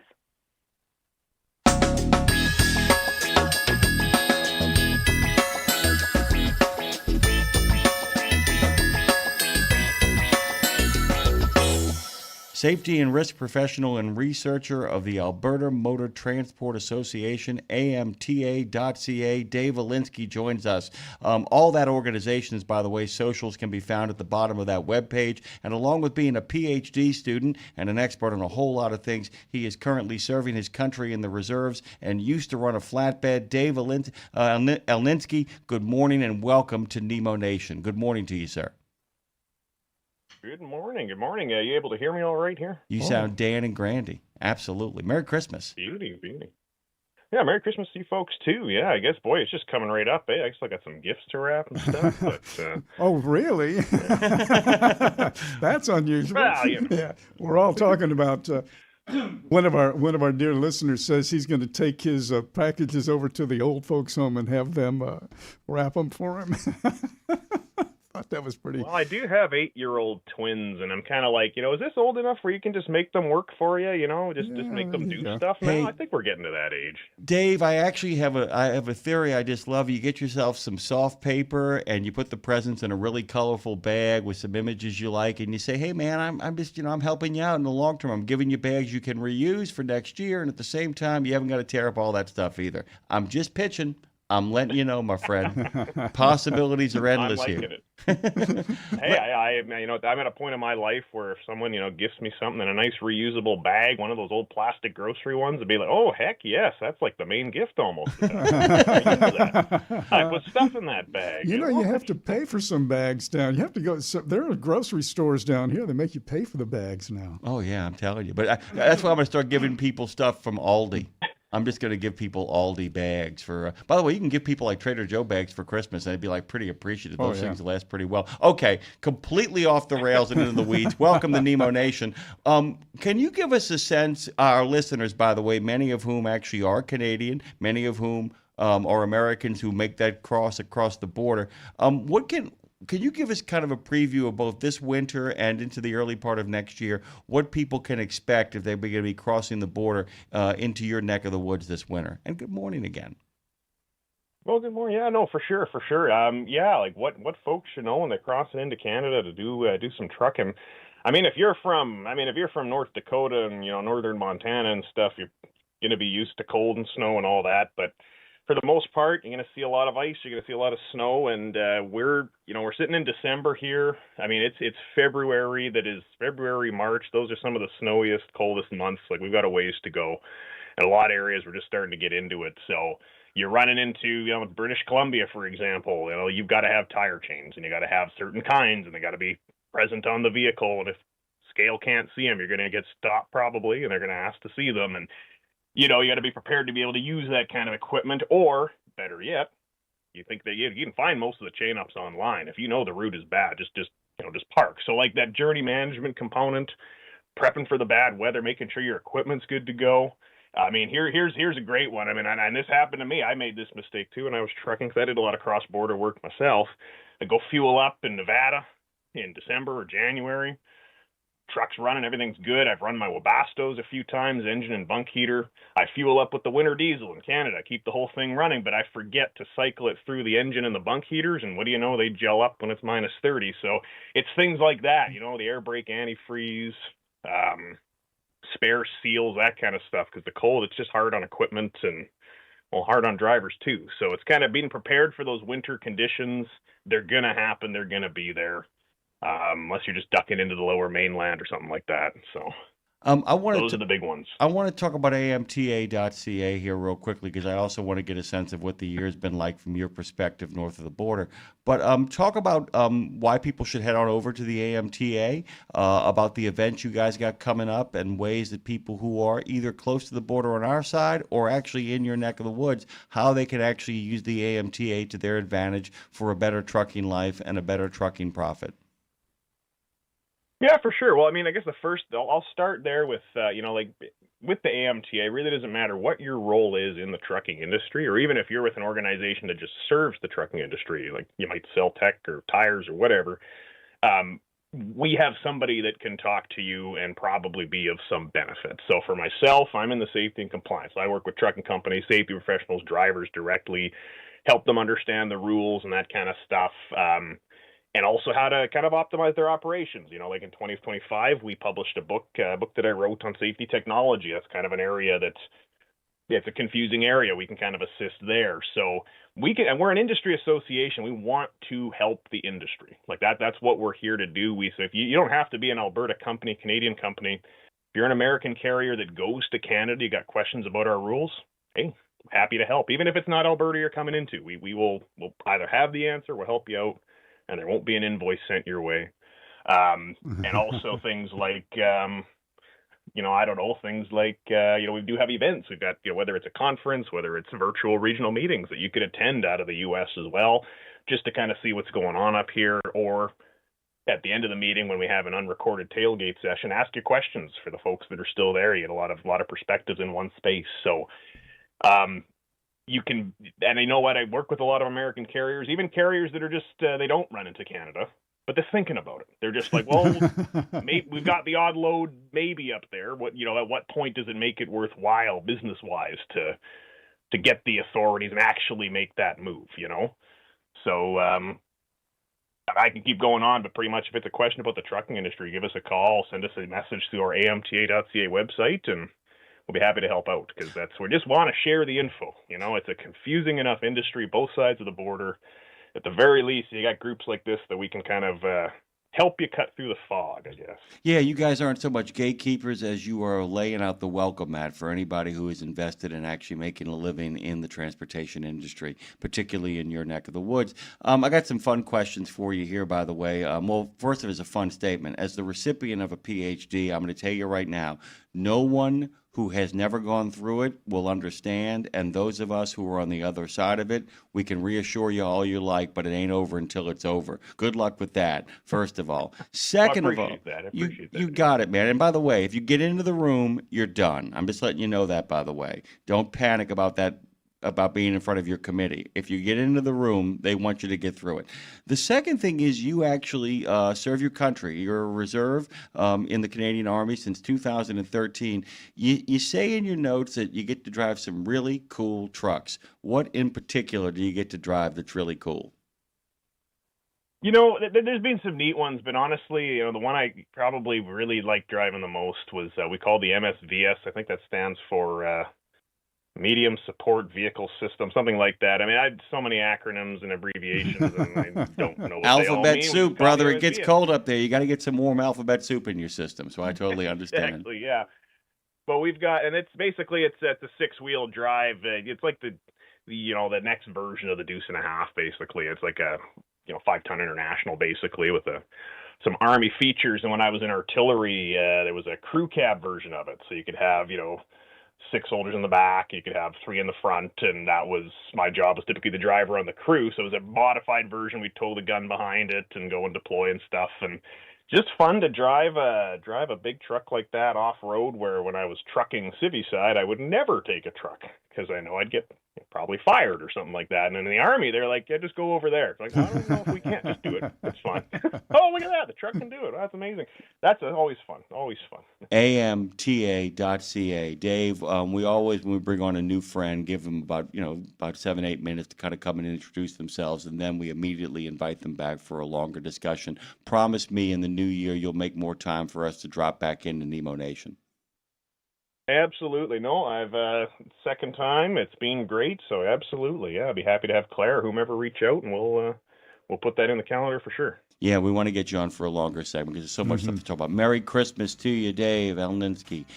Good talking to you, man. Yeah, Merry Christmas. You guys have a good one. You too. You too. So much fun to have him. You got a chance to talk to him without me here. Yeah, last couple weeks ago, I think. Yeah, and it's so much fun. Just got a blast of meeting him. We'll get him on for a longer segment. Lots of people coming your way. Hold on tight. Don't get thrown to the wolves. Nemo Nation continues.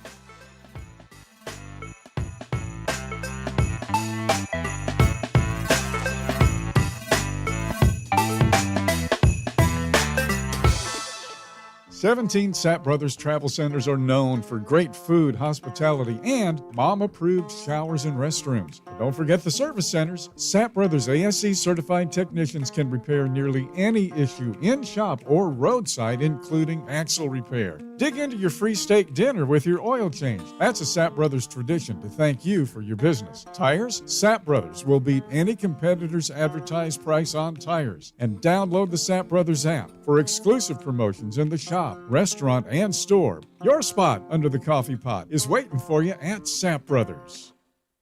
At Radio Nemo, we believe in finding your tribe, your people, your gang.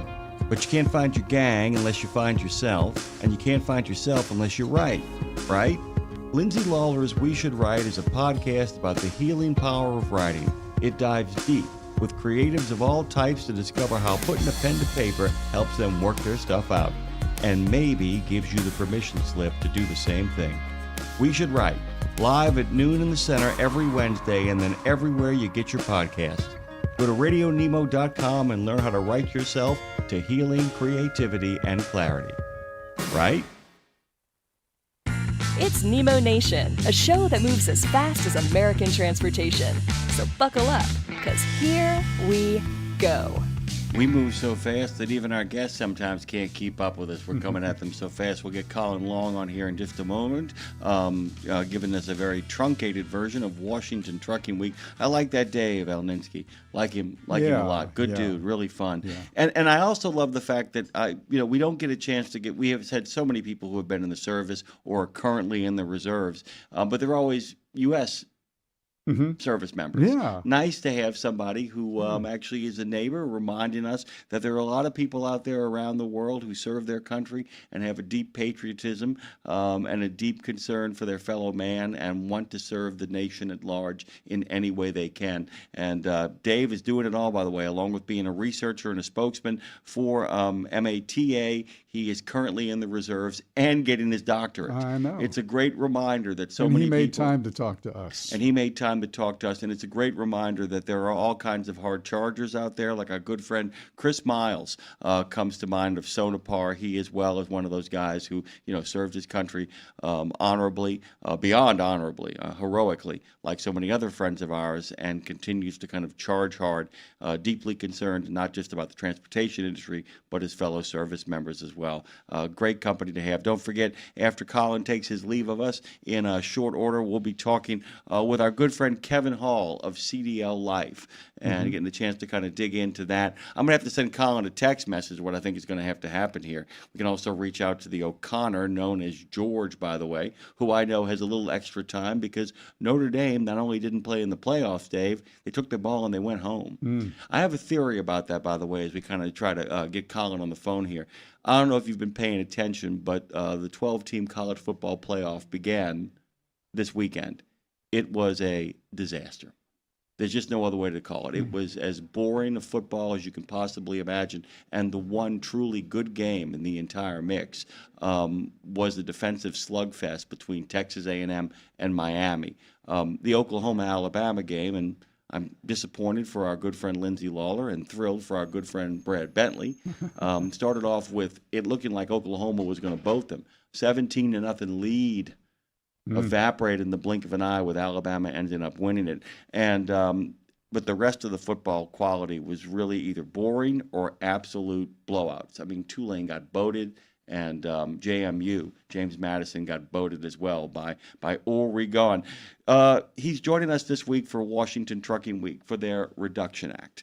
That's what I would call it. I'm calling it the Washington Trucking Week Reduction Act. The Director of Government Affairs, Colin Long of OOIDA, is joining us, and it's just simply not fair. Do you want to give him a little music, Dre, or we should just kind of segue into it? I'll tell you what, let's give Colin a little bit of music because everybody gets the first-class treatment here at Nemo Nation.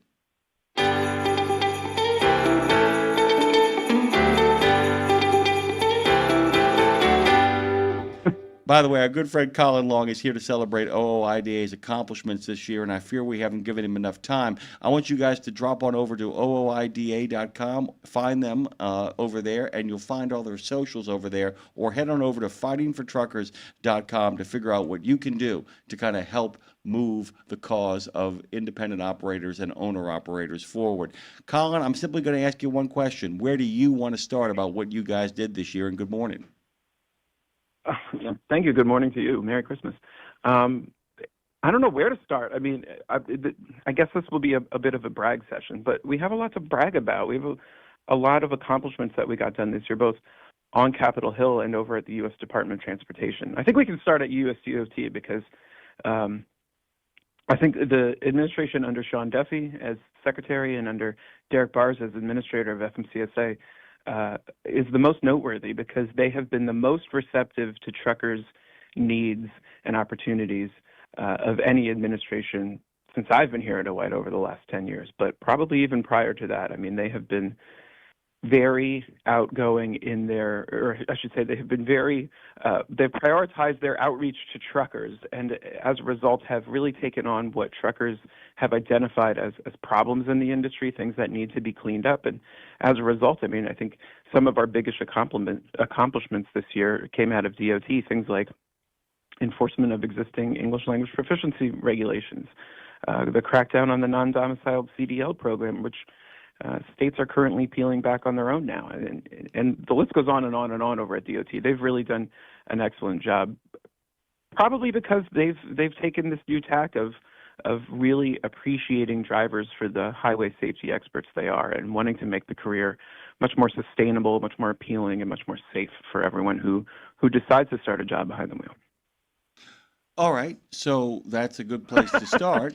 Okay, but in regards to what does the follow-up look like for the coming year? So, I mean, that's really great foundational stuff. So, talk to me about how a lot of this stuff is actually happening, but there's a lot of stuff where they're saying all the right things. What are you looking for in regards to the delivery of goods and services? I mean that, of course, metaphorically for the people who deliver goods and services. Yeah, you know, they still have a lot of work to do next year for kind of the groundwork they laid this year. I mean, one of the things we're really happy about is that they went back and decided to pick up where they left off on the pilot programs involving hours of service flexibility. Those pilot programs haven't quite gotten underway yet, so that's something that we look forward to in 2026. You know, OOIDA fought for more flexibility in hours of service regulations during the first Trump administration. We got some, but we didn't get everything we wanted, and now they're going back and saying, well, let's explore the 3-hour pause. Let's explore greater flexibility in split sleepers. So I think truckers should be happy that those pilot programs are launching and should consider joining them. I mean, we need to get good data. We need owner-operators involved in that. But I think it's a clear sign that this Department of Transportation wants to provide even more flexibility in hours of service and give drivers even more control over their schedule. So that's one thing on the regulatory front we're certainly keeping an eye on. I think kind of the elephant in the room is broker transparency. You know, they reopened the comment period earlier this year. That has since closed. Now they're considering what their next steps will be on broker transparency, and we think that's something that has to happen in 2026. They have to come out with some sort of a regulation that gives our members confidence that they can see the records of transactions that federal law, frankly, allows them to see. Brokers have been skirting for too long. So that's something we have certainly conveyed to the Department of Transportation, is that they need to continue moving in a positive direction on broker transparency, and we'd like to see some sort of a rule come out in early 2026. You know, through the course of history, you've got to keep moving forward, as you know, Colin, but you can't keep moving forward without looking in the past, and I think that's what's happening now. In regards to, I think that what is happening at FMCSA and, of course, the bigger DOT is correcting a bunch of big mistakes that were made a long time ago, and nobody thought much of it at the time. But my goodness gracious alive, here we are now, and a lot of this stuff is being presented as new problems. It's a new problem, but it's not a new situation. It was born a long time ago. I don't care what you're looking at. Language, the CDL, the ELD, getting my alphabet soup mixed up here. Okay, why can't the ELD be set up in a 15-minute block like the paper log? Come on, man, we can go to the moon on our phones, you know? Somebody's got to get real about this stuff. Right. You're totally right, and I think one of the big accomplishments from OOIDA's perspective this year is basically taking down the driver shortage myth. And with that, it's kind of a house of cards. I mean, you take that down, and a lot of the bad policies that were built upon it or are hoping to be built upon it kind of crumble. When people realize there isn't a shortage of drivers, there's an overcapacity in the industry, I think once they come to that realization, they can kind of lead the industry in a direction that more benefits drivers. I'm walking very carefully here, but I think they understand that the shortage myth has led to policies like lax enforcement of ELP, like the out-of-control issuance of non-domiciled CDLs. I mean, right now we're trying to prevent 18, 19, 20-year-olds from being given the green light to crisscross the country. I think you're being 80,000 kind. pounds. I think you're being kind, actually, because we were actually talking about this earlier with the incendiary version of you guys with Miss Jamie Jones. I want to throw something at you, by the way. So the CVSA tries to slow down some, and let's be honest, what the CVSA was trying to do was slow down subjective enforcement. There was some real, and let's be blunt, there were some problems within certain states, subjective enforcement of the ELP. Fine. Yeah. But simultaneously, you get non-domiciled as a policy arrives on the scene. And the unintended consequence of putting the brakes on enforcing ELP to its utmost with the non-domiciled arriving gave a lot of bad actors, some in very legal fashion, the ability to onboard a whole lot of people who were basically prisoner to their whims because you had a lot of scared people who could barely speak English, were bull rushed through that loophole, Mack truck-sized loophole, and put on the road. And that, in many ways, is how we got to this particular place. That's my editorial, too. Here's my question for you, and it goes back to Dave's ELD question. Do you feel like if, in fact, these pilot programs for hours of service play out properly, it might make the ELD for the first time a valuable tool for the drivers and not for the industry? Yeah, I guess. I don't think that's going to convince our members that they like ELDs, that's for sure. I think they would rather see the regulation evaporate. And frankly, not to get ahead of ourselves, but we're working on ELDs. I mean, our work has not stopped on ELDs, despite the fact that they unfortunately were mandated a few years ago. I mean, we're looking for relief for small businesses. We're looking for opportunities to have a better certification process in place, so you have confidence in the items you're buying to maintain compliance and things like that. So we haven't given up on ELDs, but if there is a silver lining, maybe that's it. Maybe the increased flexibility of hours of service tied with the ELD will give drivers more power, more control. I'm not sure. And again, I have to tread lightly here because I don't want my members to think that we're coming. No, I'm not sure ELDs. either. I'm not. Are not. How about I put it this way and get you off the hook here? I'm not sure either, but it's going to be interesting if, in fact, if in fact flexibility within hours is introduced, how quickly people who are all pro ELD back off if it starts helping drivers. That's the gag I'm making. If they suddenly go, we don't need the ELD anymore. It's okay. We don't need that. That's not necessary. I'm just kind of interested. Yeah. I'm not in favor of the ELD suddenly being amped up and being like suddenly useful. What I'm in favor of is turning the tables on a lot of the people who use these as bludgeons on top of people who just want to be able to get the job done in a manner that actually fixes and works with their particular sleep schedule. All right, we're almost out of time here, brother. What do you got going on for Christmas in the most beautiful Christmas capital in the United States? Sorry, I'm a big fan of D.C. when it comes to Christmas. I'm hosting my family's. So my wife and I alternate years, and usually we visit her family in Utah or my family in New Hampshire. This year, my family's coming to us, so we are battening down the hatches and preparing for having kids in our small apartment here in Washington, D.C. But it'll be fun. Don't get me wrong. I'm looking forward to it. They arrive tomorrow. The guy who heads up their government affairs division for OOIDA has joined us this morning for a very truncated version of trucking. Not Trucking with OOIDA, Washington Trucking Week. Trucking with OOIDA is a wonderful podcast that we do Tuesdays, Thursdays, and Fridays as well. Go to OOIDA.com or fightingfortruckers.com. Get involved. But more importantly, if you find these guys on social media, wish them a Merry Christmas because they're sending it back to you. Thank you, Colin. Sure. Thanks for having me. Merry Christmas, everyone. Merry Christmas, Colin. Merry Christmas to Colin Long.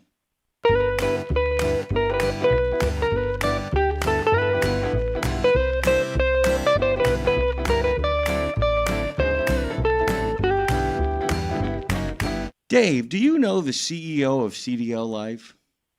Oh, you mean in the Russian chapter? No. I'm talking about the guy that's got 2.9 million folks following him on platforms like Facebook, CDLLife.com, CDLConnect.co. You can find him on the Apple and iOS stores, and then you can find the app there as well. You know that guy? I was thinking of another guy. Kavinsky Holovich is who I was thinking No, of. Kavinsky Holovich is second cousin to you, twice removed on your mom's side of the family. Yeah. Oh, you mean Kevin Hall. Kevin Hall. Yeah, Kevin Hall joins us on the Monday before Christmas. Good morning to you, my friend. Good morning, you two. Merry Christmas to both of you. Appreciate all you've done. Appreciate you having me on today. Oh, it's great to have you. It's like this truncated version. Everybody's showing up today because they feel like, it's like as close to Christmas as they can get without having to lose their sanity. Nobody on this show, if we brought all these people that we had on today, Kevin, tomorrow, they'd all be talking about what time is it. I have to get over to the mall. First of all, give us the big picture on the year from where you sit, the 30,000-foot view of what's been going on at CDL Life, and then we're going to pivot to y'all's involvement with the Vet Ready Summit and how much you guys were involved with that and what a big difference you made there. But let's start with CDL Life in general for the year. What you got? Yeah, so lots of changes. Sometimes change is scary, but most often I've found change is good. You have to continually make change, innovation to further any initiative that you have. You all know that. You've been valid for years. You've been at the forefront for years. You have to reinvent yourself and adapt and move and change and just continue to focus on giving what the folks want, and you're still at the core. And so we've continued to do that. We have had record-breaking years in our news and publishing. Our communities continue to grow. We are just about truck drivers, right? Like that is our focus. We want to engage active community of truck drivers. They don't have to pay anything to get in it. They benefit from having other truck drivers in there to collaborate, communicate with, and just learn from one another, maybe get a smile while they're on the road. We've been hard at work publishing content, helping drivers find jobs, developing new technology to make recruiting teams and carriers' lives a bit easier, and just keep our heads down. Our purpose is to improve the lives of these folks in the crazy CDL world, and that's what we wake up to do every day. Let me give people an example. and I kind of prepped this for this morning. Sioux Falls, Kenworth donates truck cab of toys to hospitalized children. You lead with that because it's human interest, and it also shows the continued involvement of not just Kenworth, but also truckers and their deep commitment to kind of helping their communities. Canadian government suing trucking company and driver for overheight bridge strike. The U.S. DOT is to expand English language proficiency crackdown from truck drivers to railroad crews. And then finally, high winds and dust in Kansas temporarily bring trucking to a stop. So what we got here is trucking news, laws and regs, road conditions, but also a human interest story. When you guys are putting this stuff together, Kevin, when you kind of do these considerations, and we talked about this when we were over in Washington, D.C., but it's worth kind of bearing witness to, you're really trying to create a balance of CDL life. You're trying to live up to the mandate of the title as well. Can you talk a lot about how, in your own position, you kind of make sure that the people who are on the ground, I know you have a lot of trust both in your sales team and your editorial team and all of that, but how you kind of construct this to make sure that you're fulfilling the mission of a life lived through a CDL? Yeah, I mean, from my role, I just try to make the folks that do this happy, enable them any way I possibly can, right? No, they, the cool part is they truly they have a passion for drivers, and they really are tapped into their what they want, and they really, again, they wake up every day just trying to figure out how they can give information to drivers, how they can maybe bring a smile to them while they're on the road. So there's really no formula, right? It is truly what's currently happening. I've said over and over again, we do not want to be an influencer. We want to be an information source. I believe in journalistic integrity. I've said it over and over again. I think that has gone out the window these days. It used to be something that you knew that if you had a story that you could rely on it from the news. Well, now you can't. It's opinion-based, right? And so we want to give the drivers facts to make sure that they're educated on the current topics, and also shed a bit of light on what it's like out there on the road. It's not easy. It's tough. These folks have do this day in, day out. They're heroes, man. Like, they're bringing stuff to our tables, right? And so their life is not easy on the road, and they need some appreciation. And we hope to shed a little bit of light on that as well through our coverage. Yeah, and the other thing is, and Dave and I talk about this because we, in some ways, occupy a similar space that you do. You do it in print, and you do it through communities and chat, and people kind of exchanging their ideas of engaging with the stories, and then kind of sharing those stories online, and then each conversation, not just in the comment section of your news stories, but often people will share those stories and engage conversation there as well. And then influencers, many of whom will pick up the stories that you are sharing, will then take it for their own editorial content and kind of do that. And the idea that we understand that kind of uniquely over here at RadioNemo, that we do sort of the same thing by talking through it. But in many ways, you guys have an opportunity because you live in that space and the platform is always there. Whereas we're here from 7 to 11, you guys are always there. Talk to me a little bit about, given the knowledge you have, of how you guys keep up with stuff, even during times when, it's hard to keep up with stuff because sometimes the weather prevents people from doing stuff in the way they want to do it. How do you guys maintain kind of a heartbeat on the news? How do you do that while at the same time allowing people to have lives? Because people forget the only people that have less lives than truck drivers sometimes are reporters. Yeah, no, honestly, it's when they're writing and tracking things that they are, again, they truly care for. That's what matters, right? It's not really a 9-to-5 job. They look for stuff all the time. They're in the know. They chat with folks. They are constantly reading, right, of what's going on out there. And so I think that is the difference. When you have a reporter that has to get an article in by 8 p.m., right, you're forced to try to find something to write about. We don't really give that prescription. We say, let's make sure that we have a constant stream of content, and whatever spikes. It could be, that's where you get some of the good news stories, you get some of the regulations, you get some of the feel-good stuff that's out there. And so, we don't have a deadline for articles. They're just constantly churning through information and flow that's in the industry and pushing it out there. I'll tell you this, as a former editor and a person who's had to make those kind of decisions, and still make them on a smaller scale here. And Dave and I have actually not argued about this, but wrestled with this over here. There are times when, let's face it, there's been some stories that are kind of sensational, and I don't mean that you're sensationalizing them. Some stories are sensational where you put that up there because it's going to get you engagement. But then the rules and regulation stuff comes out and might not get the engagement that you depend upon to keep generating presence. You still got to make those hard calls where it's like, I can't just pander. I've got to make sure they get all the information they need. So it becomes a matter of the model becomes, how do we keep generating attention while at the same time giving them what they need? That must be the toughest thing, I think, for anybody working over there to kind of make those calls on, because you want the model to thrive, but you also want to make sure that the model allows the drivers to thrive as well by giving them what they need. Absolutely. And I think it's a difference of the old style newspaper days where everything had to be reviewed and everything had to be on a deadline and everything had to be printed and there was stuff that was weeded out and stuff that wasn't.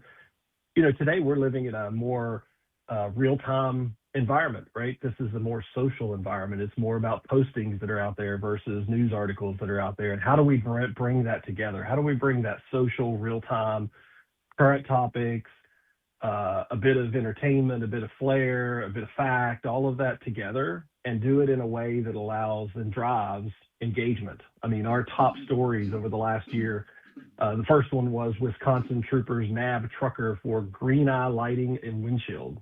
813,000 page views in December alone. Right. All the way to more than 100 truckers ordered out of service after illegally bypassing an open way station, Oregon officials say. That's 1.3 million page views this year. And so you can see just a wide variety of things, but it's all targeted towards the driver, the truck driver, the trucking professional that's out there on the road, things that they want to hear. We poll them all the time. We say, hey, we want to make sure we're giving you what you want, and it matches exactly what the responses tell us. We just got a couple more minutes here. I'm sounding like Jimmy Mack right here, right now. But tell us, let's go back to Washington, D.C., Jim's favorite Christmas city, and give us your perspective on the Vet Ready Summit this year. Oh my gosh! I mean, that's one of my favorite. That's all you had to say. I come away with that and just inspired. Anytime you can hang around veterans and people that are trying to help veterans, there was so much that came out of that. Got to meet Fahid, the young guy that was captured by Al Qaeda, tortured. Ultimately, he came to help the U.S. He served in the National Guard. So just inspiring stories like him. I heard probably the most profound quote that I heard all week was from a veteran talking about these programs that these companies create to try to say they're veteran ready or they accept veterans or they have programs to fill veterans. Her comment was, veterans are not charities.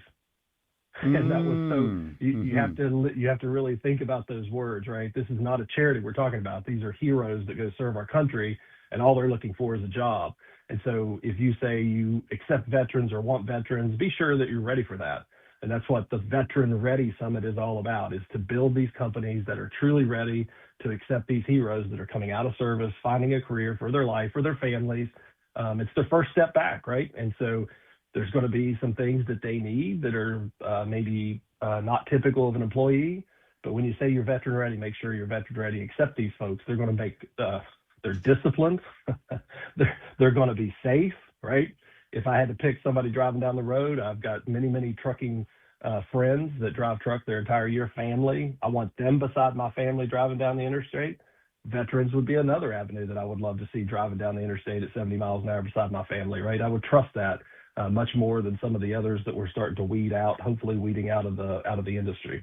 Yeah, and the other thing is, and you said it so well, is the idea what she said, and it's a point that is so well made. We're not asking you to set up a charity auction or a charity case for veterans. What we're asking you to do is create an environment and an infrastructure to onboard the most qualified people you will ever bring on board in your company. You're helping yourself as much as you are helping them, and probably helping yourself even more, because if you're not doing it, somebody else is going to figure out sooner rather than later that if I create a veteran-ready environment, I am going going to thrive as a business. Kevin, go have the merriest of Christmas. Are you going back to West Virginia? Where are you headed? What are you doing? Hey, I say Merry Christmas. That's what I say. So Merry Christmas to you all. We do family. That's our thing. That's what we do. My son is University of Michigan grad student. He's coming in. So we're just gonna have family. That's what we do for Christmas. We have a deep affection for Wolverines over here because our good friend Tara the Turtle Touchdown Garris is a blue girl, and so we will wish. And by the way, you guys, I have a feeling those people are going to find a good coach sooner or later. We'll keep up with that as well too, my friend. Go have the best of Christmases. Go enjoy wherever you're going to be spending it with all the people that you love. Thank you, Kevin. Absolutely. Merry Christmas. God bless, guys. Merry Christmas to our good friend Kevin Hall. He's the CEO of CDL Life. You can find them on Facebook, big presence there, cdllife.com, cdlconnect.co, and the Apple and iOS stores where you can find their app. Merry Christmas, Dave. Merry Christmas, Jimmy Mack. We'll be right back on the other side of this. Go to truckdown.com. Out of that ditch, onto the road. They've been doing it since 97. Are you ready for a hearty Christmas meal without the hassle of cooking? Well, step inside Country Pride and Iron Skillet restaurants where they're serving up your holiday favorites. For just $16.99, you can choose an entree from smothered turkey, chicken parmesan, country fried steak, and each entree includes your choice of beverage and dessert. Come in on Christmas Day for a jolly celebration that'll fill your belly and lift your spirits. Here's to a happy holiday season. Merry Christmas. Did you know it's extremely easy to join the Wreaths Across America mission to remember our fallen heroes, while at the same time honoring those who are currently serving our country and their families? Plus, you're helping to teach our younger generation about the value of freedom. With just one $17 donation to Wreaths Across America, you're sponsoring a fresh Maine Balsam Remembrance Wreath. They've really become a symbol of America's respect for those who bravely served and are no longer with us. To sponsor your wreath, just visit wreathsacrossamerica.org. That's wreathsacrossamerica.org. We're back on Nemo Nation with another fast-paced Fast Sports Studios half hour. Well, my God, this all goes by so fast. I know. Doesn't it? It's an absolute. I hope people are having the fun that we're having here, by the way. We have one more show tomorrow before we take an extended break. I'll be unpacking what that break is going to be. Mm-hmm. We are alive and well, and we'll be back with you guys for the new year. But we've never really had this kind of environment before where it was always 7 days a week, around the clock, always somebody working. And while we were thrilled to do that, our changed circumstances have allowed us a little bit more flexibility in regards to the time off. And I got to tell you, there's a moment after the pandemic and then after the last year and a half, I think Andre and I are just grateful that we actually get a little time to get some time off. It's just, I won't lie to you guys, it's around the clock. And as you guys know, as an owner-operator or an independent driver, which many of you guys are, sweet mother of pearl, man. My brother Ryan says it best. If you run your own business, he said you've got to pick some space to have some space. And if you don't, you will find yourself very claustrophobic very quickly. What Kevin was talking about, Kevin Hall from CDL Life, what Jamie was talking about, what we have talked about, what I have talked about over 50 years is the human element of trucking, the people behind the wheel. That's who I've been concerned with. I could care less about the truck. Really. Come on, guys. I mean, I've never wanted to drive a truck. Charlie Douglas never wanted to drive a truck. But my point being is, Jim just pointed out the human element of what we do too. Yeah, and it's a matter of we care deeply about you guys getting home for the holidays. We care about those of you who choose to work during the holidays, making it as profitable for yourself as possible. We also appreciate people like Marshall, who often works on the holidays to make space and time for those who have families. By the way, Steve says, take a break, guys. You deserve it, all in caps. The Paranormal Pie Man, by the way, says there's a bad accident on I-94 Michigan eastbound, all traffic being diverted at exit 28. One more time, there is a diversion at exit 28 on I-94 in Michigan eastbound from the results of a bad accident. Guys, please pay attention when we tell you this kind of stuff. It could be a matter of not only life or death, which of course is obvious, but can also be a matter of home for the holidays and getting the job done as quickly and as safely as absolutely possible.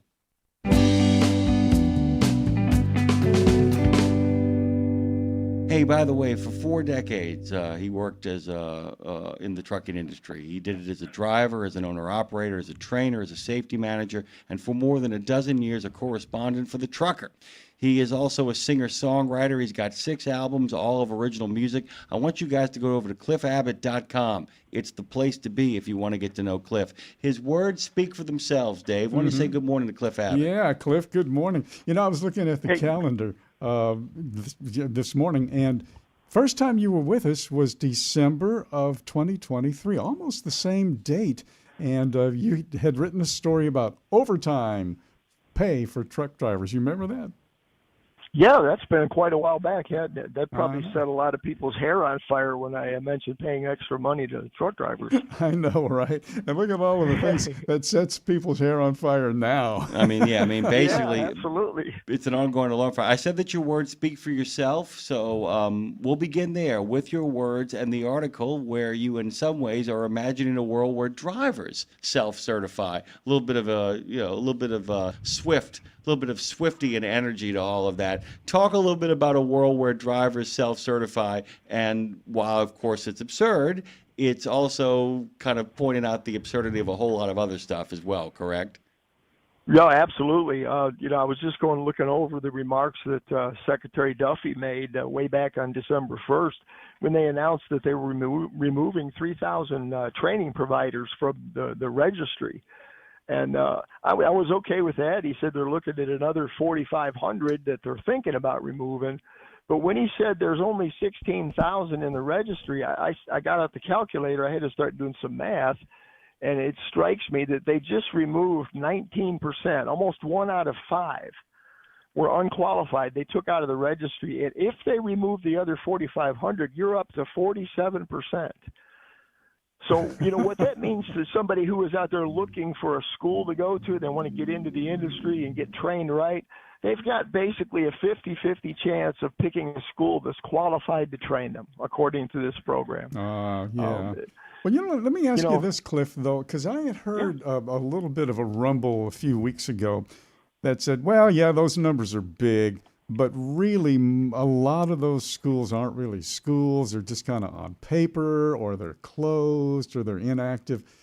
When the dust settles, and it will, what do you think is going to really? What do you think it's really going to look like? Yeah, I don't think it's going to be nearly that high, but we might lose 20-25% altogether. Mm-hmm. But really, what it boils down to, and Jamie was talking about it earlier. I love her for what she talked about. Is it's the self-certification program. Mm-hmm. And do you realize we do that with so many different things from the Federal Motor Carrier Safety Administration? ELDs, you self-certify that the ELD you're selling it meets all the requirements. And how often do we go a week without seeing that some more ELDs haven't been removed from the registry? The doctors that do the DOT physicals, they just sign up. They have to answer the questions and self-certify. So it's a practice that it really needs to go away.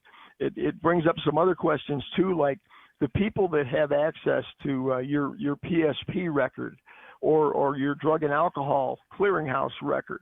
Are they self-certifying that they're qualified to get that information? Who is actually getting it?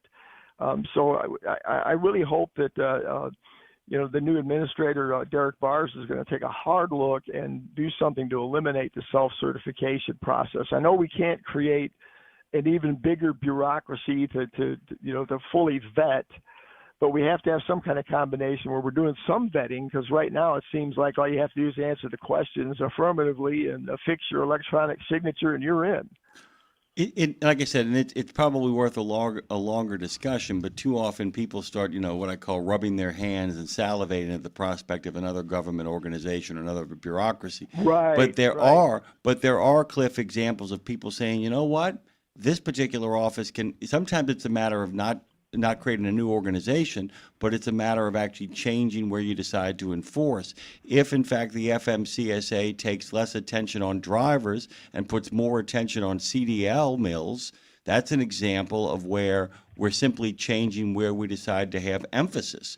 So there are some emphasis possibilities here where you're saying, you know what, we're going to do a crazy experiment here where we're going to stop focusing so much on the men and women that drive in regards to an enforcement procedure and take that enforcement back to the source.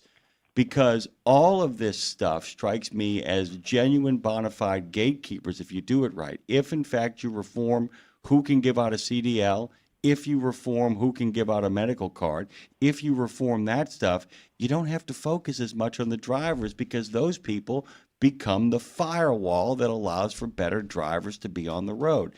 Do you dig?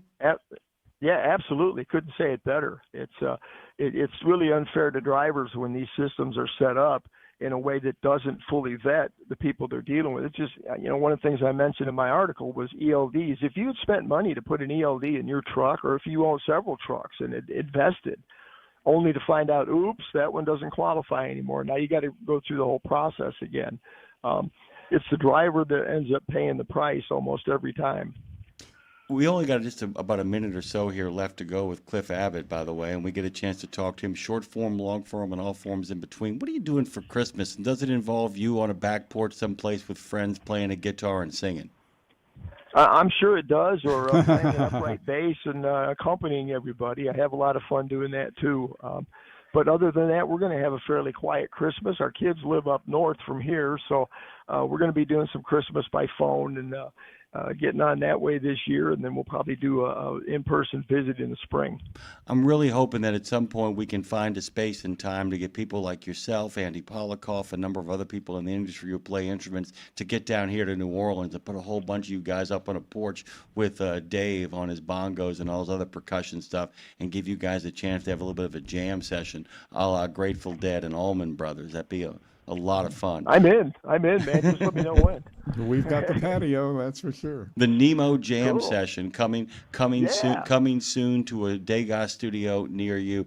Cliff, go have the best of Christmases, the best of holiday breaks, and we'll all be back at it and talking to you in the new year. It's good to hear from you, my friend. It's very good to hear from you. Merry Christmas to the whole RadioNemo crew, and of course to all the drivers out there behind the wheel. Well said. CliffAbbott.com.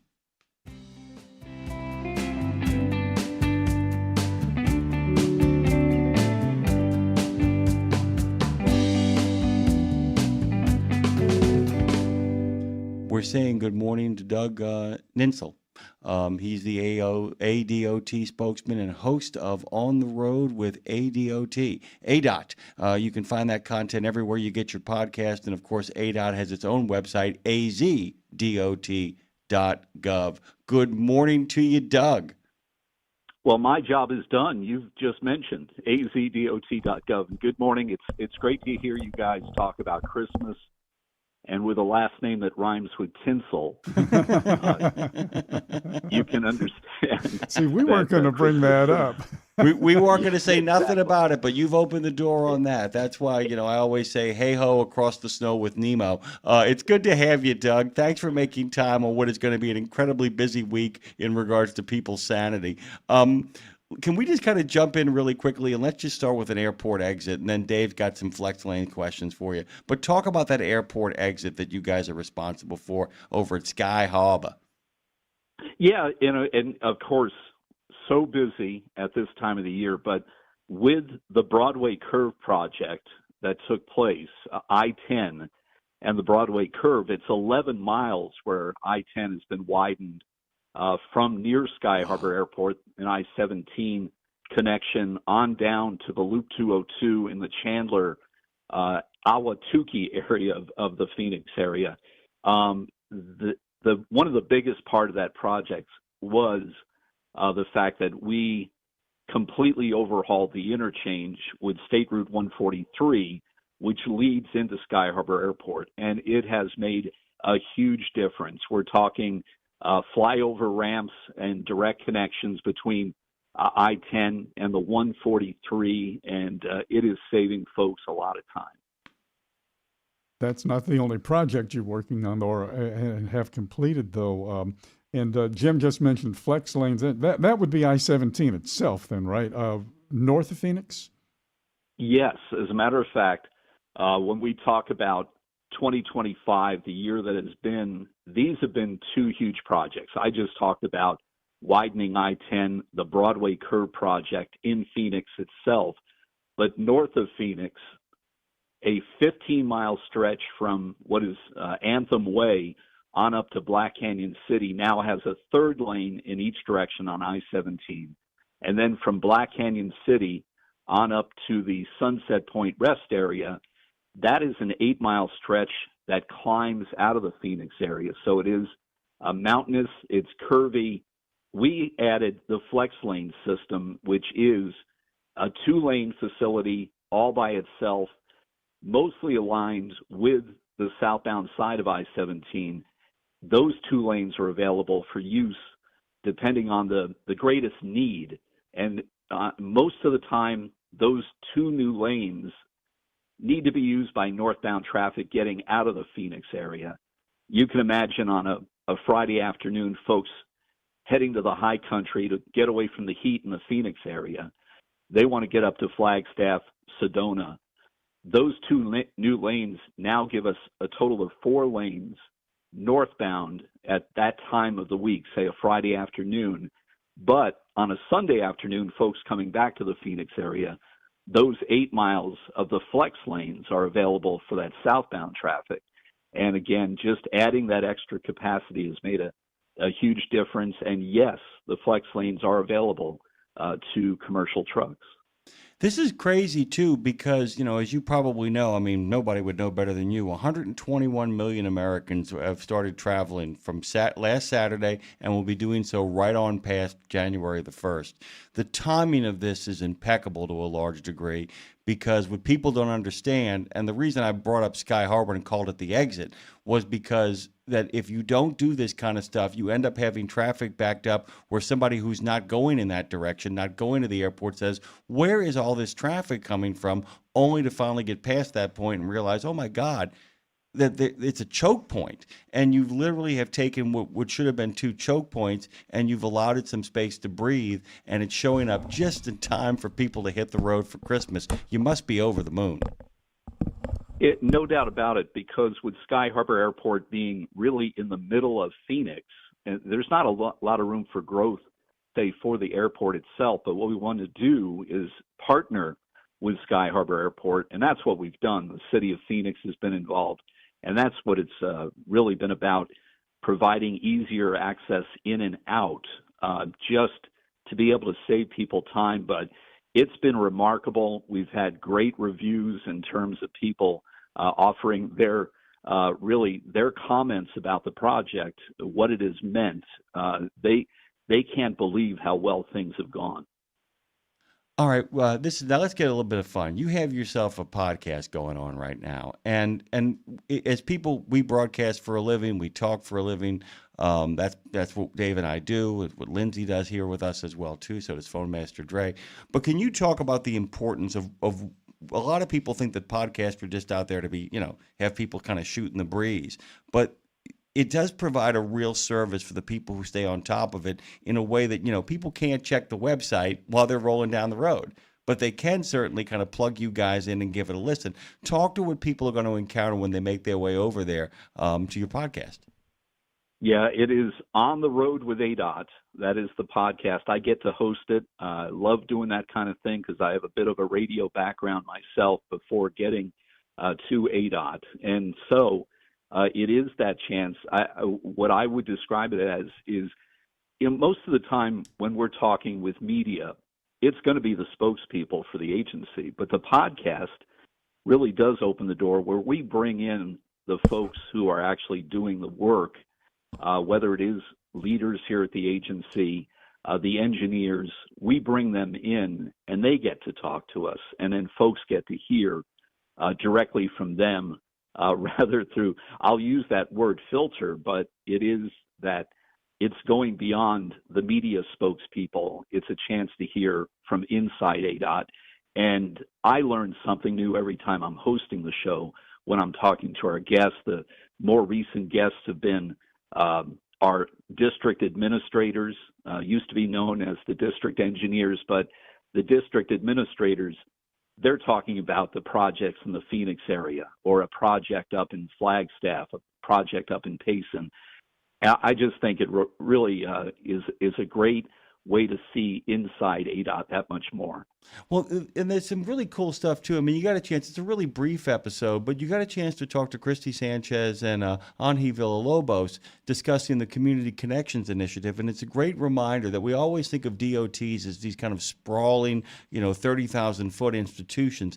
That episode to me is a great reminder that you can't really do anything in regards to any sort of road improvements, even on the interstates, without being in contact with the communities that it affects. And so it was a great reminder about the ground game that you have to have in order to make any sort of lasting and actually positive change in regards to the roads, right?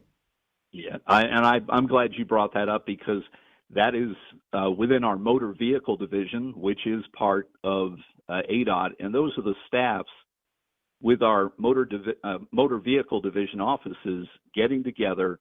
And that really focused on the fact that they were collecting clothing and other things for their local communities. And so it was great to talk to them about that, but it is that more human side to what can be, thought of as the bureaucracy of a government agency. That was great to be able to talk to them about the work that they're doing. And then it really leads me to be able to say, when we talk about the folks who actually do the work at ADOT, it's remarkable to work with these folks who are out there day and night doing especially the maintenance work along our freeway system. We've got that guardrail repair work taking place. We've got potholes to repair along the highways. And it really is a chance when we get to talk to those folks about the work they do. It's a chance for folks to learn that much more. I think it gives them that much more, respect in terms of the work that they do. By the way, Dave is now mouthing at me. Ask him about Christmas. So we're going to ask you the question. I'm going to ask him, Dave. What are you doing for Christmas before we got to shuffle you off this radio coil? Yeah, and I'll make it quick. I don't know if you've ever spent time in the desert area for Christmas, but Christmas in the desert can be very special. I know it's been unseasonably warm here in Phoenix, but we've got rain on the way. I think that'll add to the atmosphere for us. But the real quick description is I've got 4 kids, all grown. We do the Zoom calls on Christmas morning. We also do a Secret Santa gift exchange, so people are trying to guess who got them that gift off their wish list. So that's going to be a big part. I'm going to give a quick shout out to the fact that I've got the 2 grandchildren, Aiden and Lily. Good morning to you. And they're going to be a big part of Christmas. What a great way to end this segment, Doug Ninsel. By the way, rhymes with tinsel. He pointed that out. We didn't do that. He's an ADOT spokesman and the host of On the Road with ADOT. It's great to have you. Merry Christmas to you, my friend. You're welcome back anytime. Thank you very much. Merry Christmas to you and everyone who's listening. Thank you, Doug. Doug Nitzel, everybody.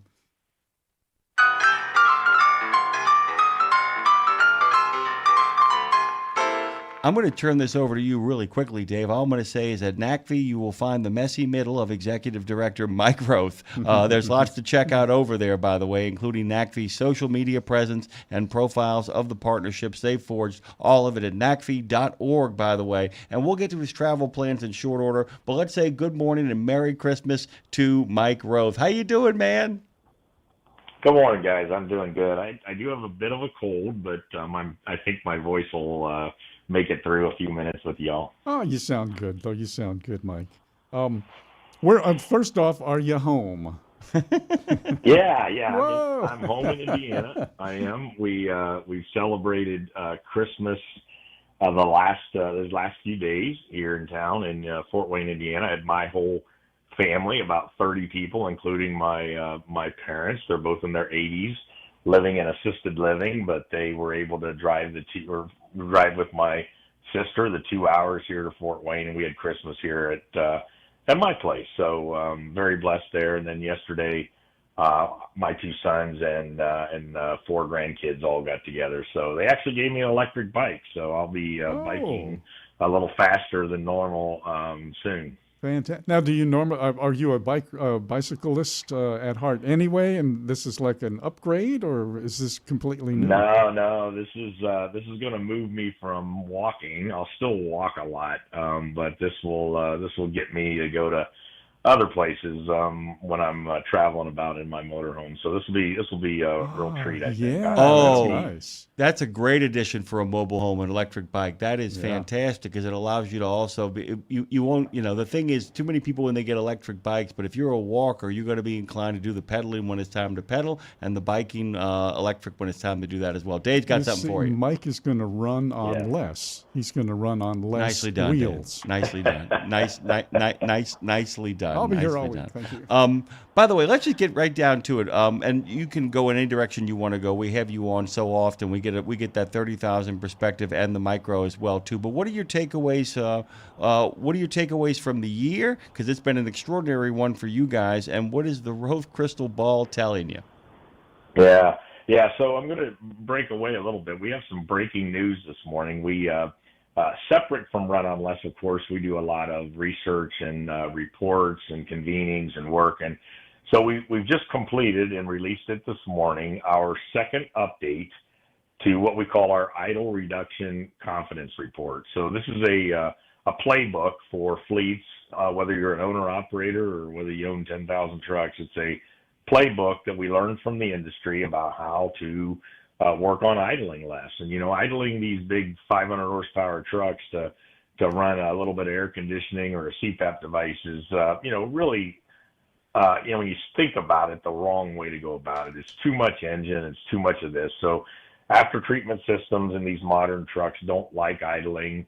The engines really don't love it either, even though it seems like it's a simple way to go. I mean, anytime you got the engine operating, you're taking some of its life away. So we offer, a dozen or so solutions, all the way from, big ticket items like an electric APU, all the way down to just setting engine parameters to turn the truck off when you're in a certain temperature range or a certain time frame. And, that all of that technology's been growing and emerging and maturing over the last decade or so. So it's a pretty nice piece of work. I'd encourage anybody can go on to NACFE.org, look up current technology and go to anti-idling, or you could probably just Google NACFE and anti-idling, and you'll find what we released this morning for the industry. Yeah, and that, like I said, it's one of those things too where, this project that we've been talking with you about for the entire year has taken up so much of our time in a positive way. I don't mean that but in many ways it sucks a lot of the oxygen out of everything else. But there's so much else that you guys do. It isn't just the messy middle, right? I mean, you guys are a research institute. I mean, you guys are at the same time have to have boots on the ground as well. NACFE is a lot more than just the program we've been talking about for the last half a year, right? Well, that's right. But it all fits together. So, we talked about Henry Albert and Mesilla Valley each doing over 11 mile per gallon during Run on Less in September. But one of the ways they do that is they virtually do not idle the trucks. I mean, Henry will sleep in his truck for 10 or 12 hours.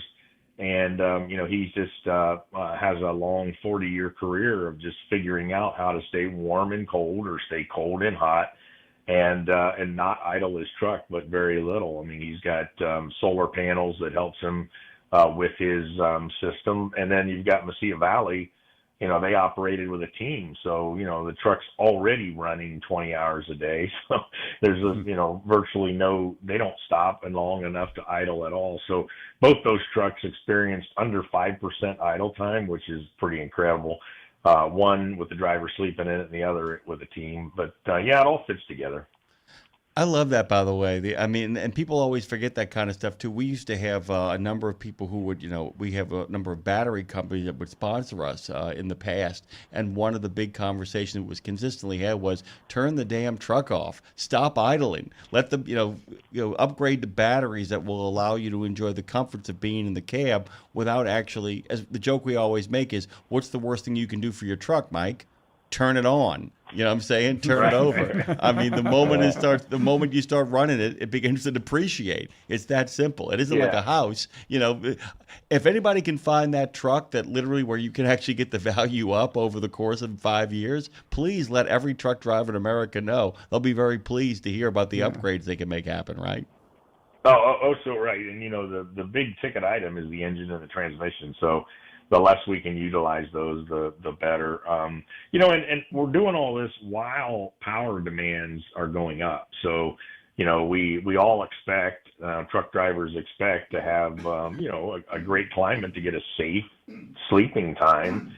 And that includes things like, you know, television, a refrigerator for food, as well as the heating and air conditioning.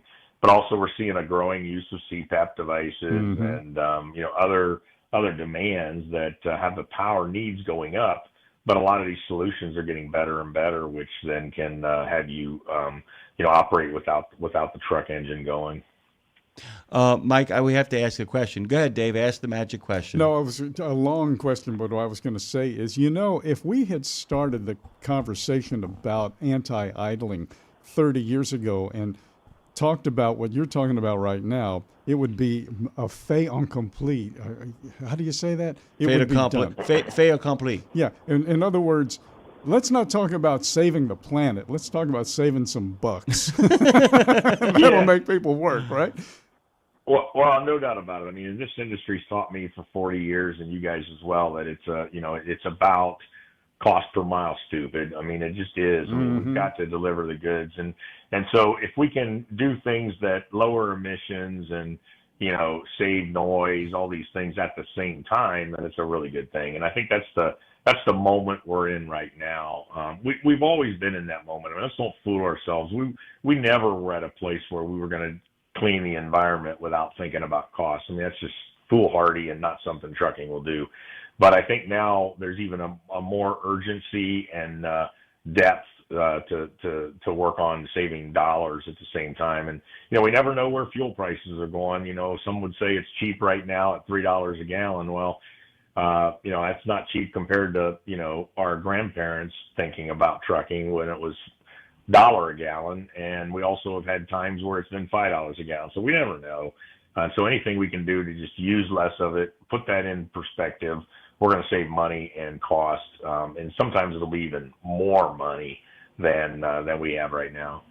Cost per mile, stupid, CPMS. Also, Christmas per mile, stupid. Go have a good Christmas. I'm the one stupid for keeping you on here too long. Wait, before you go, you want to tell them what Claire saw, the sign, the gas? Oh, by the way, down the block from us, three blocks away, there's a gas station here in New Orleans, $2.17, my friend. Imagine filling up on that. Yeah. Welcome. Come on down.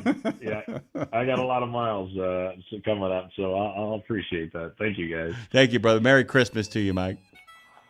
Merry Christmas to you and everybody else. Mike Roeth, of course, is the executive director over at NACFE.org, NACFE.org. Check it out over there, including their social media presence everywhere, and there are profiles of the partnerships they've forged and the friendships they continue to have. We'll be right back with ATRI on the air. Exceptional value and exceptional values. That's Bennett Trucking. A core commitment of faith, family, and freedom has driven Bennett to being the leading provider of innovative, integrated transportation solutions, both at home and abroad. Bennett's values are not just compatible with providing high-paying jobs and unmatched customer service. They're inseparable. If you're looking for an employer or a partner who believes the best business model is being a model citizen, then Bennett Trucking is the place for you. Go to BennettIG.com and find the folks who share your values. There are precious few nonprofits in the trucking industry, and even fewer that make a tangible difference in the lives of professional drivers. So thank goodness for the St. Christopher Fund. Since 2008, over 4,000 over-the-road semi-truck drivers have turned to the St. Christopher Truckers Fund when a medical issue took them out of work. the SCF steps in and pays necessary household expenses such as mortgage, rent, utilities, insurance, and vehicle payments. The SCF also provides free health and wellness programs for drivers. So find out how the SCF can help you, or help the SCF yourself. They'll turn your dollars and cents into that tangible difference for the professional drivers who need it most. Support our highway heroes with a donation at truckersfund.org. Live from the I-10 corridor from the Fastport Studios in the city of New Orleans, it's Nemo Nation. The region of research, Rebecca Brewster, ATRI's president and COO, is going to be dropping in here with us in just a moment here for a Monday edition of ATRI on the Air, special Christmas edition of ATRI on the Air. You're going to find that organization, by the way, over at truckingresearch.org, and that will guide you to all their social media presence, including a really nice one. Actually, one of the few things on LinkedIn that doesn't make me want to go running from the building anymore. You ever been over LinkedIn recently, Dave? Yeah. It's a big bucket of AI slop is what it is. It's just like I see the same cartoons, the same layouts, the same chat GPT. Somebody writes in bromides and pseudo-profundities. And then 30 words to say what 7 would say. just a lot of corporate lingo. But I got to tell you, over on LinkedIn, ATRI's presence is really nice and human and decent. By the way, if you're going to deal in data, and you're going to deal in information and facts the way they do, it's important to put a human face on there, and they do a pretty terrific job. So what do you say we head on over and join our friends with ATRI on the Air?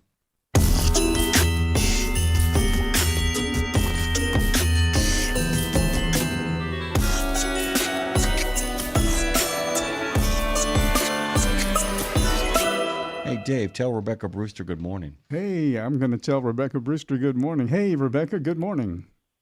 Hey, good morning, Dave. Good morning, Jimmy. How are you all doing? We are wonderful. One step ahead of the sheriff because I'm actually sleeping in the building where I'm actually doing radio, and that's not a bad thing. You know, it's an Airbnb. That's not fair. It's a genuine bed and breakfast with, it's a hotel here, and upstairs we made an arrangement with the guy who runs the hotel who likes us so much. He gave Claire and I the bridal suite. So we are right above the studio. Fortunately, she can't hear us bloviating upstairs because there's enough soundproofing to prevent that from happening. So we're thrilled. It's great. What do you got planned for Christmas? Because you got that family, man. You guys are always doing something. Well, it's going to be an exciting holiday season for us. So for Christmas, it'll be pretty low-key here. My mother and father-in-law will be with us and our youngest son. But our oldest son gets married on January 3rd. So we're all heading out to Dallas for a big wedding right after Christmas.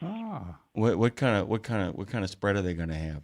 Because it's your son, which means somebody else is really laying out the bucks. So you get to really enjoy yourself for a change. Right. It's going to be very lovely. When I mentioned what hotel it was being held at to someone who's from Dallas, I've not been to this hotel. They said swanky. So I'm excited. I'm excited. Oh, and remember this too. It's a chance for you get to enjoy yourself. Don't that's the other thing too. Is my dad always says, by the time you get to the wedding, if you're still having to kind of nurse them, he said there's a bigger problem at hand. So remember to be there and enjoy the living hell out of yourself. You deserve it. You guys. I mentioned the LinkedIn thing before because you guys always manage to remember that all of this stuff, all of this data, all of these numbers, all this information are really about helping human beings and being there for human beings to give them the information they need so they have a better understanding of the transportation world that they in. Even when it comes to revealing your list, you tend to have events, do you not? And you've had 2 events recently, haven't you? We have, and I personally love the top industry issues. It's really, really fun to do for us. On Nemo Nation earlier, we shared 2 of the state lists. So we generate lists for the states. We generate lists for different sectors of the industry, but the overall list, second half we're going to talk about today, it's just one of my favorite things, and it's great to put that out. But talking about our social media presence, I do have to give a shout out for Carla Rose on our team who manages all that for us. She does just such a great job of taking little snippets, because on social media people just want little snippets. So we take little pieces of our research and put it out there as a reminder of the value of everything that's in the full report, but little pieces of each study that people can take and put to use in their businesses right away. She does a terrific job, and it's really funny because it's like, you know how people say that people's pets end up resembling them? When people actively engage in social media, it ends up resembling them. And Carla's warmth and ability to take the human touch always ends up showing up in anything that she posts or put together. And I will like to echo the sentiment of well wishes to her for all that great stuff you do. But let's talk about some industry issues. Let's talk about some trucking issues. Let's talk about trucker issues. Where would you like to start? Well, so last ATRI on the Air, we talked about issues 1 through 5, some of the usual suspects: economy, lawsuit abuse reform, insurance cost availability, truck parking, driver compensation. The second 5 are very interesting because only 1 is a repeat issue and 4 are brand new. Yeah. So coming in at number 6 this year was CSA, and as I like to call it, the gift that keeps on giving. Because we have had every year we have had CSA in the top 10 since we started doing this. Well, no, not since we stared doing it because we didn't have CSA then. Right, for as long as CSA has been around. Yep, since 2010 it's been in the top 10. And I don't know what more you can say about it. People still have problems with CSA, and their problems are varied. Sometimes it's I don't think I'm in the right peer group. There's data on my report that's not mine. I operate predominantly in an area where they do only enforce X, and so that impacts my score. So a whole host of issues, and quite frankly, I think we move on because the next 4 are the more interesting ones. Because all 4 issues, this is the first time they have shown up in ATRI's top 10. Coming in at number 7, English language proficiency. Now, could you say that again, please? I didn't understand. A little slower, Rebecca, and without your southern accent. And what's interesting about ELP is it was actually an issue we were going to add to the survey as one you could vote on in 2025 anyway, because in the 2024 survey, so many predominantly truck drivers wrote in English language proficiency as one of their top concerns that while it didn't make a top 10 in 2024, it was referenced enough in the write-ins we were going to add it to this year's survey. Then fast forward to April of this year when we got an executive order out of the White House that we were now going to enforce the laws that were on the books. Then you had several high-profile crashes where English language proficiency was alleged to be a factor. So you've just got a lot going on in this space, and I was not surprised to see it come in at number 7. This is a question, and you might not have an answer for because it might not be something you guys are able to measure. You know the expression learned helplessness, right? Yes. Okay. For years, both behind the scenes and the occasional on-the-air phone call, I have talked to a lot of truck drivers who have been talking about ELP, not as through the ELP filter, but the number of people that they were encountering who were parking in fuel islands, who were, at truck stops, over at rest areas, where there were really contentious moments involving parking, involving how people would idle. And they would say, these people I'm running into can't speak English. And I'd be like, well, why don't you report them? Why don't you say something? And they'd be, well, there's nothing I can do because of the way the CVSA is enforcing this and the way the FMCSA has seemingly turned a blind eye. And in many ways, people weren't saying anything, despite a lot of people telling me stuff privately. They weren't saying anything because they felt like nothing is to be done. How do you guys fight through that? Do you follow what I'm saying? Is that the moment the administration opened the floodgates on it, people started writing about it and talking about it. Is there a way, in the way y'all do research, and I think you dig where I'm coming from here, Rebecca, that is a way to figure out, can we break through to people not talking about something because they think there's nothing to be done? I always feel like if it's on your list, people think that change can still happen. Do you follow me? Yeah, no, I agree. And I think that's likely why so many people wrote it in, because, drivers have seen over the years that when an issue gets highlighted on the ATRI Top 10 list of industry concerns, it starts to really generate the necessary attention on that issue. Truck parking, when I think about all the different studies in which ATRI has been involved with on this topic of truck parking, and state DOTs, when they are applying for or putting out a request for proposals to do that work, always cite the fact that drivers list truck parking as one of their top concerns every year in ATRI's annual survey. So, getting in this, just having your name on this top 10 list, if you will, is enough to drive attention on that issue. And that's gratifying for us at ATRI, but it's important for the industry, and it's why everyone across the industry, regardless of what your title is, needs to participate in the survey and weigh in with your opinion on what you think the top concerns are, because we can collectively make a difference on these issues when we highlight, A, that they're important, and then B, when you look at the strategies, what the industry thinks needs to be done about each of these.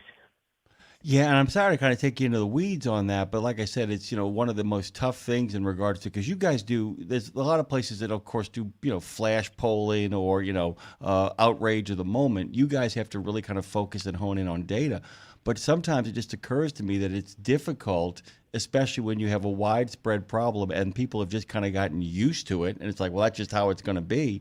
It's often hard to figure out a way to break through to the people that you're. I know you put the write-in section there, but it almost requires people like Dave and I to get out there and say, maybe you should get your ass over there and just start writing that in. They will notice it, right? Right. I mean, that's right. really what it kind of comes down to. Sorry to put you in the weeds like that. I've been thinking about that issue because we've been hearing about it for years, but nobody ever said anything out loud. Okay, let's get back to the issue. So that's number 7. Take us to 8. That's number 7. Yeah. So number 8 is interesting because it's sort of related to one we've had on the list, but it's a little different. So number 8 is diesel emissions regulations. And really this is capturing the fact that, the Trump administration came on. We saw a lot of rollback of the focus and the mandates related to battery electric vehicles and transitioning the nation's vehicle fleet to battery electric. And interestingly enough, battery electric vehicles was number 6 on last year's survey. It's number 23 out of 30 some odd issues this year. So a big drop in concern. Mm-hmm. But we haven't gotten rid of everything. And we know that the heavy duty NOx rule still is to go into effect for model year 27 vehicles, driving up the price of those vehicles at a time when we can't afford the trucks that are available. So it's just, there's still a lot of concern around environmental issues captured in a new issue this year, diesel emissions regulations. And what's interesting, when we break it out, motor carrier concerns, driver concerns, but even among drivers, we break out company drivers and owner-operators. And this one was a top 5 concern for owner-operators because, they got to buy their vehicles. And if there are regulations that drive up the price of those vehicles, that's going to be a big concern. One of the things in the and let me just point out, too, that we do this every time through the years, Rebecca, to our listeners who may not have seen the reports, for every issue, there are 3, there's a description of it, and then there are 3 proposed strategies, and we find out that 54% think this, 18.7% think that, 15% think this. So there are always 3 possible solutions that could be combined and things like that. The other point I want to make just quickly before we move on, because we've got a little time here. One of the things that I mentioned a couple of weeks ago was that, I've been accused of being in everybody's pocket. There's never been any money in those pockets, though. I think I'd stay in the pockets if there was money there, but there never has been. Yeah. But I remember when we first started ATRI on the air, a certain number of drivers thought that you were the government. And, they didn't know that you were trucking, not the government. Anybody that has ever read one of your reports and then looks at a government report will know immediately you ain't the government. Because if you, I'm going to talk to our audience, if you hear Rebecca talk, if you hear Dan Murray talk, if you hear Carla Rose talk, if you hear Mike Tunnell talk on the air, That's exactly the way they write. So you can understand these things, I can understand them, and that's saying something. So thank you for that. And by the way, really quickly, because we're praising our friends who, by the way, are not sponsors of this show, have never been sponsored. We wouldn't even ask them to be sponsors of this show because we like our information clean and clear. But I'm going to say this right now. There are things that you guys print that certain people on certain sides of the issues aren't happy with when they see them, and sometimes the people who are delighted end up seeing something else that makes them undelighted. It really has to be an adherence simply to the data, right? I mean, that's the whole basis of the nonprofit status and why it is you guys depend upon all stakeholders to be in the action and helping you guys out and advising you guys, correct? Sorry, this has been a public service announcement for ATRI, but we wanted to take care of that at some point. So there you go. Well, thank you. I love it. But it is a very important point. It is our mission, our only mission, to do the research that improves the industry's safety and productivity. And there is no question that over the years we have done studies that, pardon my French, I think they cut her off, dude. They know who we support. I swear it happens. I swear every to time. God, It's I think the decades. gremlins from the Kremlin. I think the friends of Hugo Chavez, and I think a couple of jihadists kind of stepped in there to kind of stop what she was saying, kind of spreading the good news and the truth over there. Hold on tight, guys. We'll get Rebecca back on in uno momento. By the way, and I could pass the English proficiency. Even though I said uno momento, I want to point that out as well too. But there's something else here too that Bryce Mungen was on Thursday for Washington Trucking Week, and he brought up the idea that, look, guys, this is what happens when you guys keep it up, when you guys lean on your congressman, when you guys actually participate. There's a trucking caucus now coming to Capitol Hill. Isn't that something? And here's the thing: what was something is that you have and I have, we don't do a lot of editorializing here unless it's just purely pro-trucker.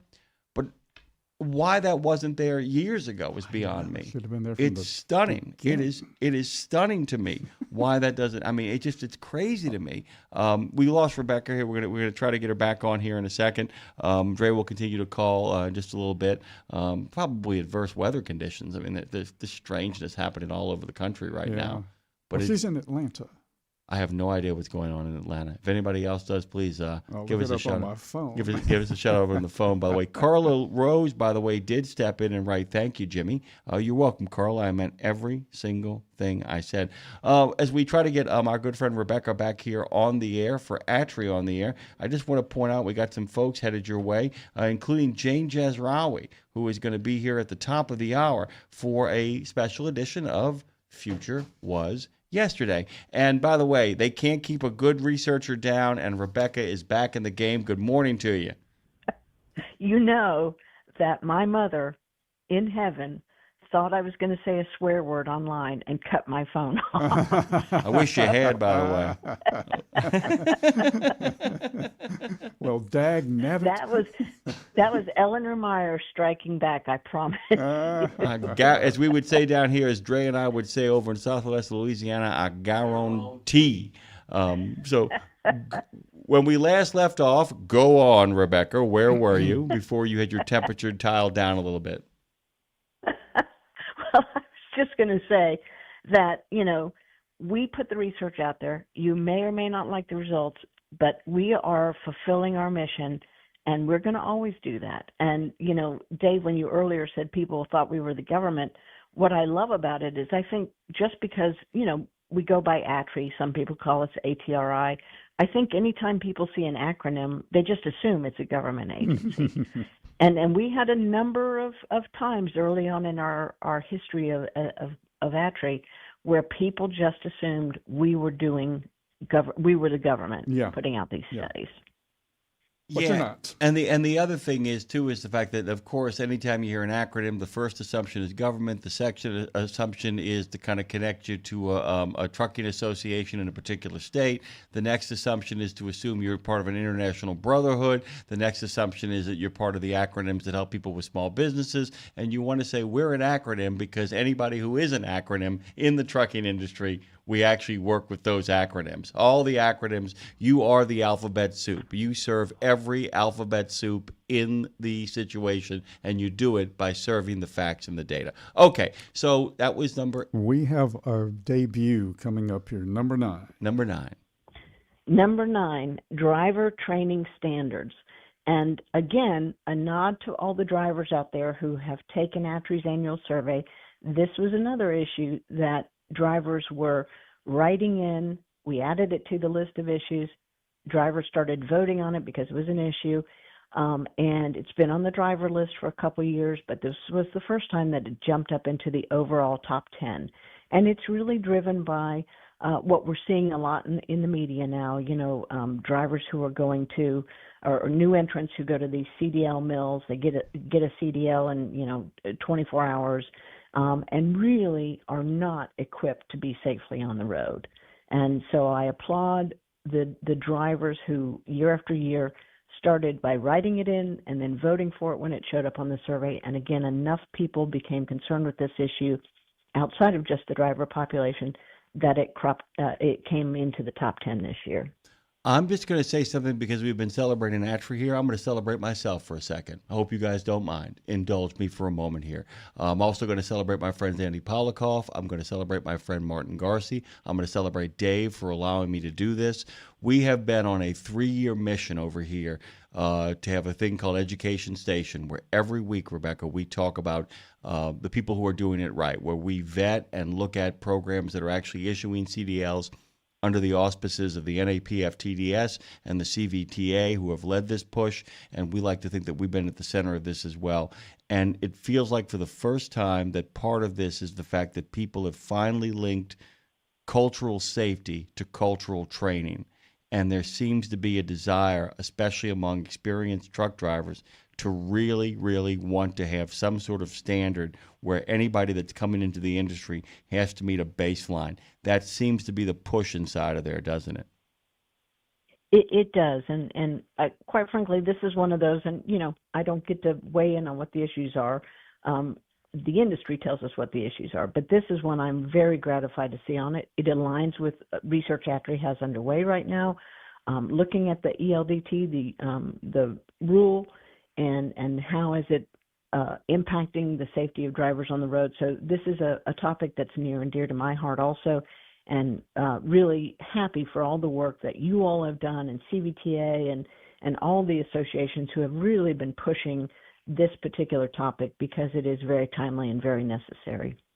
And by the way, I'm just kind of curious before we get to the final one. I'm curious as to, of all of these things, which one are you itching to get your hands on for a study for next year on the deck?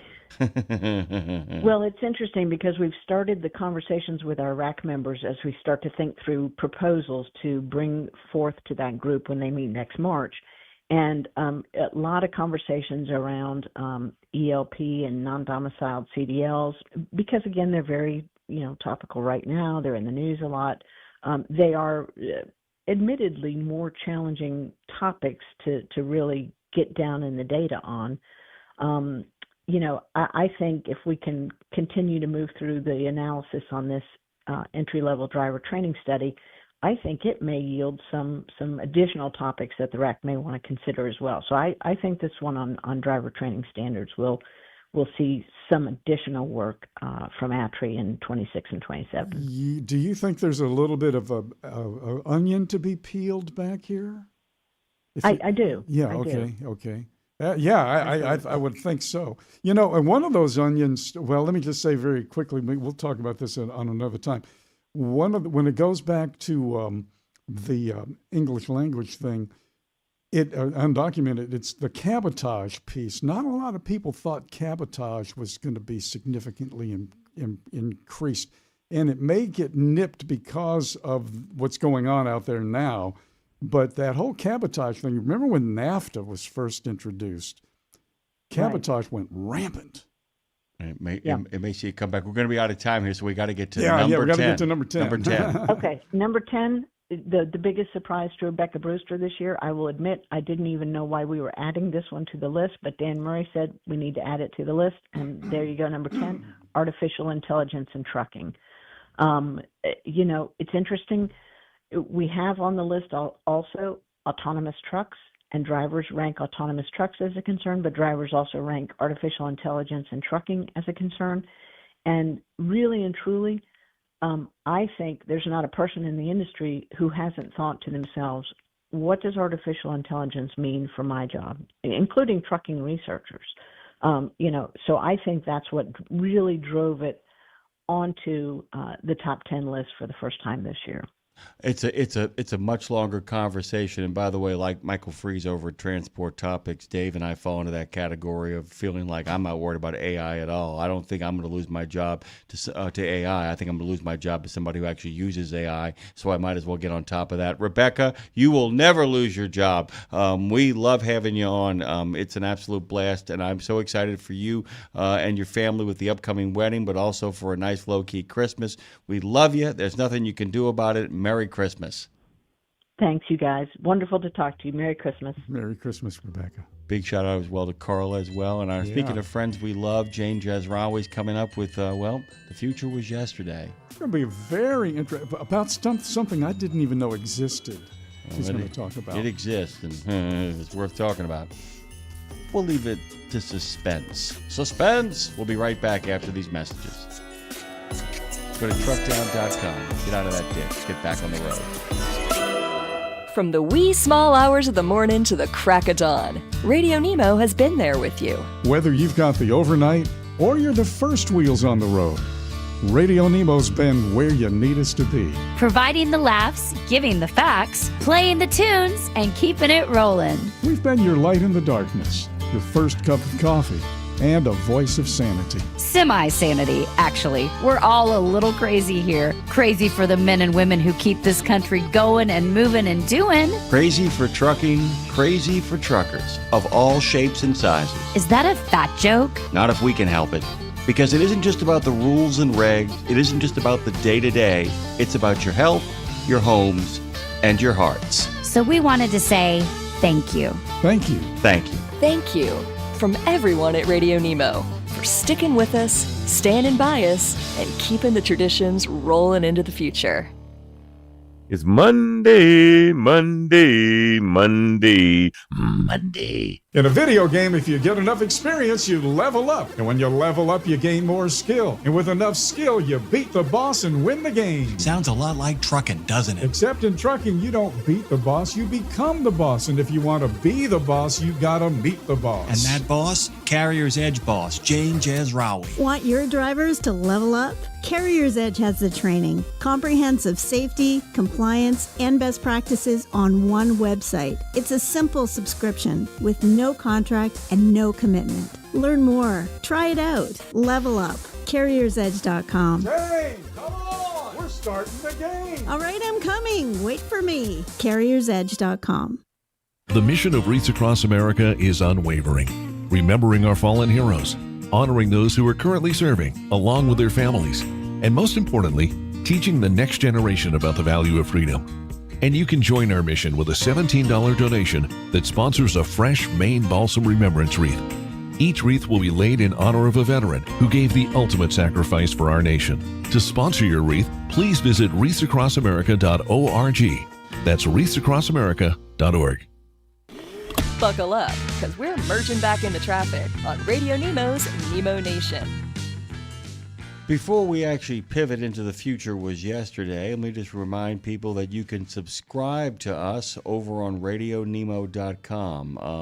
The new year has a lot of great stuff in store for you. We got big plans for newsletters, information that'll be coming your way. A lot of really fun video content is going to be aimed directly at you having a grand old time. If you head over to RadioNemo.com, you'll also find all of the places where you can listen to us after the show. All of the shows in their totality will be posted on platforms like Spotify and Pandora. You can listen to us live as well, like many of you doing on the Tube of You. Good to see Carla Rose jumped into the conversation, as did our good friend Jerry, the driver who used to be a diver. You can find us on our website as well, Live 365, and a whole bunch of other groovy places as well. And don't forget, we're not only Nemo Nation, we're also Road Gang Radio, and of course, the deeply moving, deeply inspirational and deeply engaging Lindsay Lawler on We Should Write. Please check out all of those things and be a part of it. And if you're on the Book of Face, hit the thumbs up button now, that like button. And if you, in fact, are on YouTube, hit the thumbs up, subscribe, get notifications, the whole enchilada, and the burrito on the side await for you. But the future awaits for us. And so I turn to my good friend, Phone Master Dre, and I say, take me away.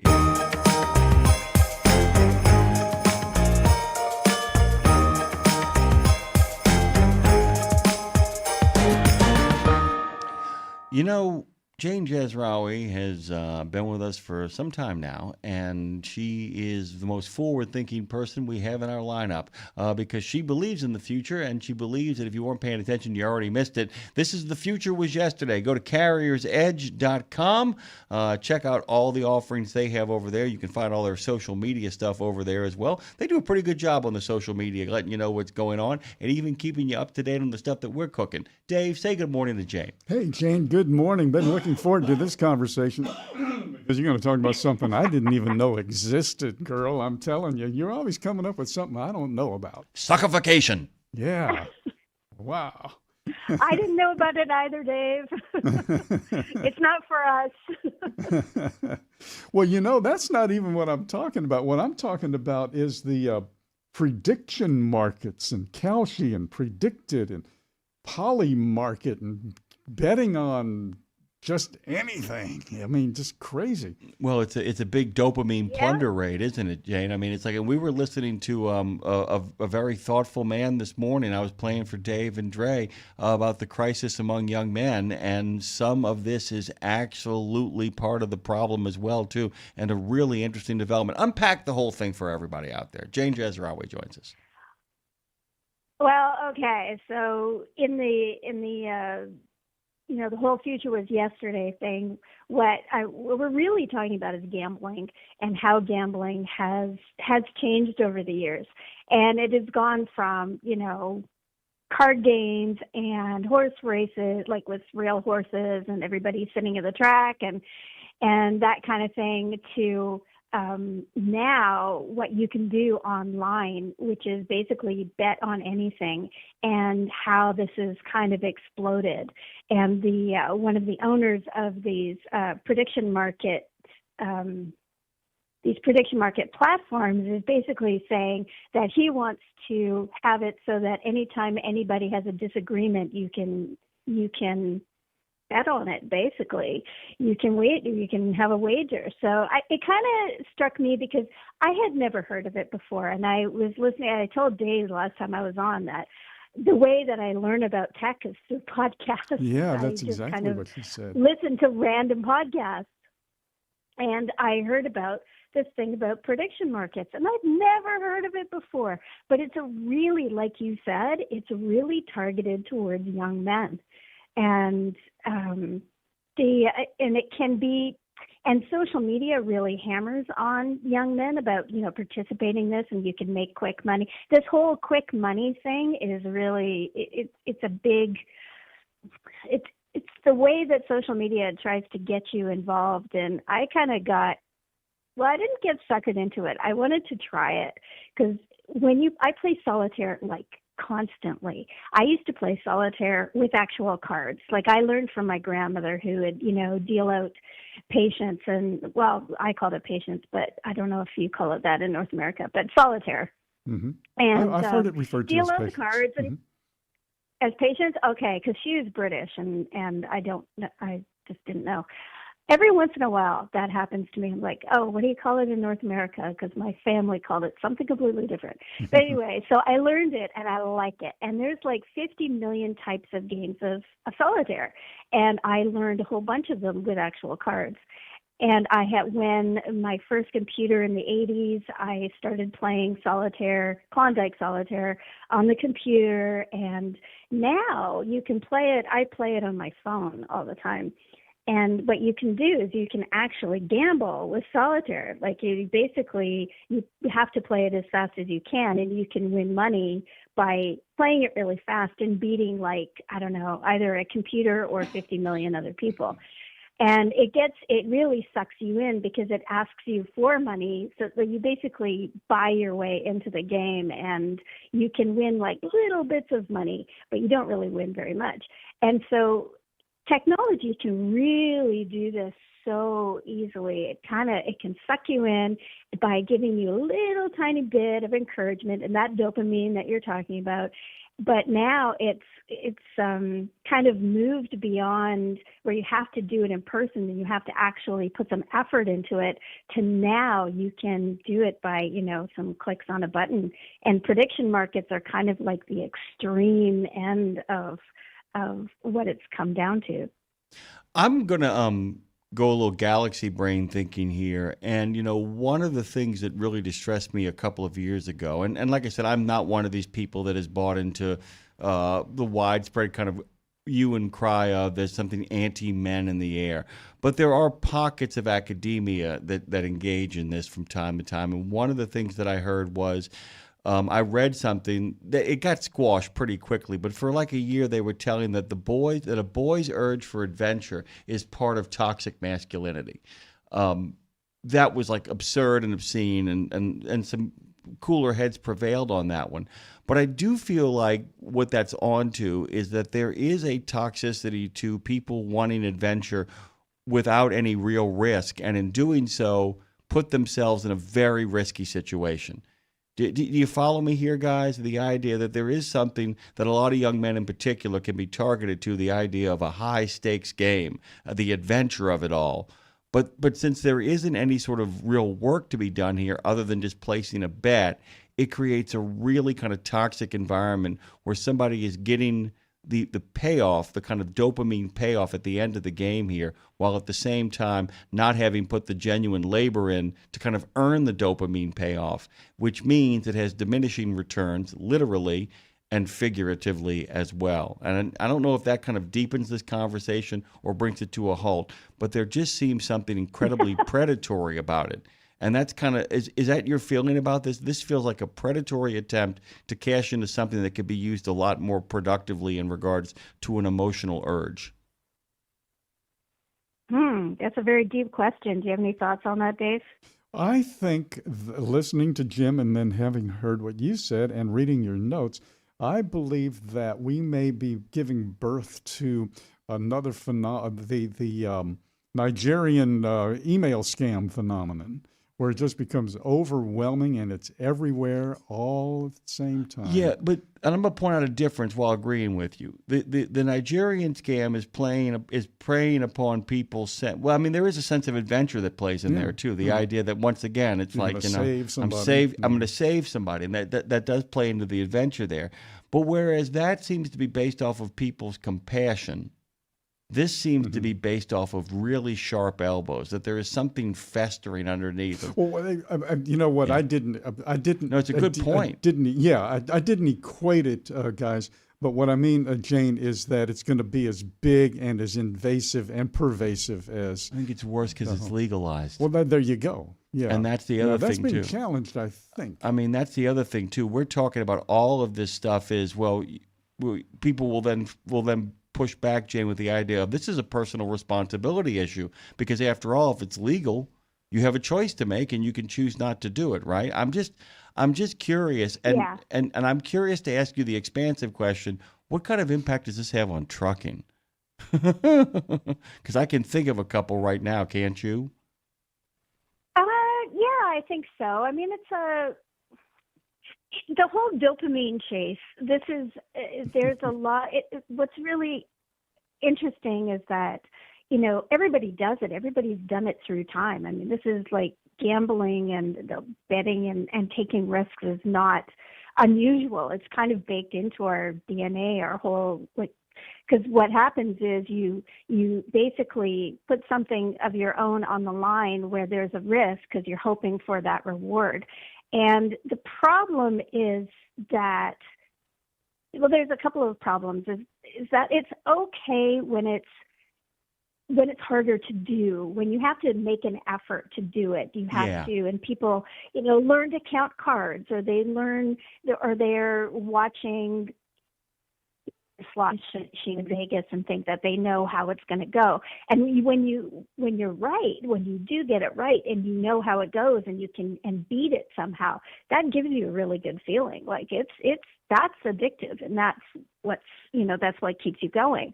But the problem is that it's to scale now, and that there's a lot of money tied up in it on the people who are making these platforms, who are behind these platforms, and getting them to be approved, because they were not approved and they are now. So this is why you're starting to see them more and more. And they're actually, I saw a video. I thought the question was interesting. I don't know what the answer is, but the question is interesting, is what does this do to the stock market when you can gamble on whether, so there was an example, I'll go back a little bit. There was an example of one of these things that you can do in a prediction market, which is, will somebody say this word in a press conference? Mm-hmm. So there was something where the person who the spokesperson for the president. You sent down a CBS News story. Let me just read the first couple of lines. Okay. Joel just quit his day job to bet on words that famous people might say in public, like White House Press Secretary Carolyn Leavitt. He said, I thought there was a very high likelihood she would bring up Thanksgiving in relation to the shutdown. She did not say Thanksgiving, so we were out $700 yesterday. So he bet $700 on this prediction market that Leavitt was going to say the word Thanksgiving in a press release. She did not. He lost $700. But then he said, but then I got $6,000 on something else, so I'm good. He's making about $3,000 a week doing this stuff. Yeah, and that is somebody who's dedicating himself to it. Yes. Like, it's not like you can just go in and win thousands of dollars. And it's someone who's, playing, who's watching things and making very specific bets. And the odds go up and down, apparently.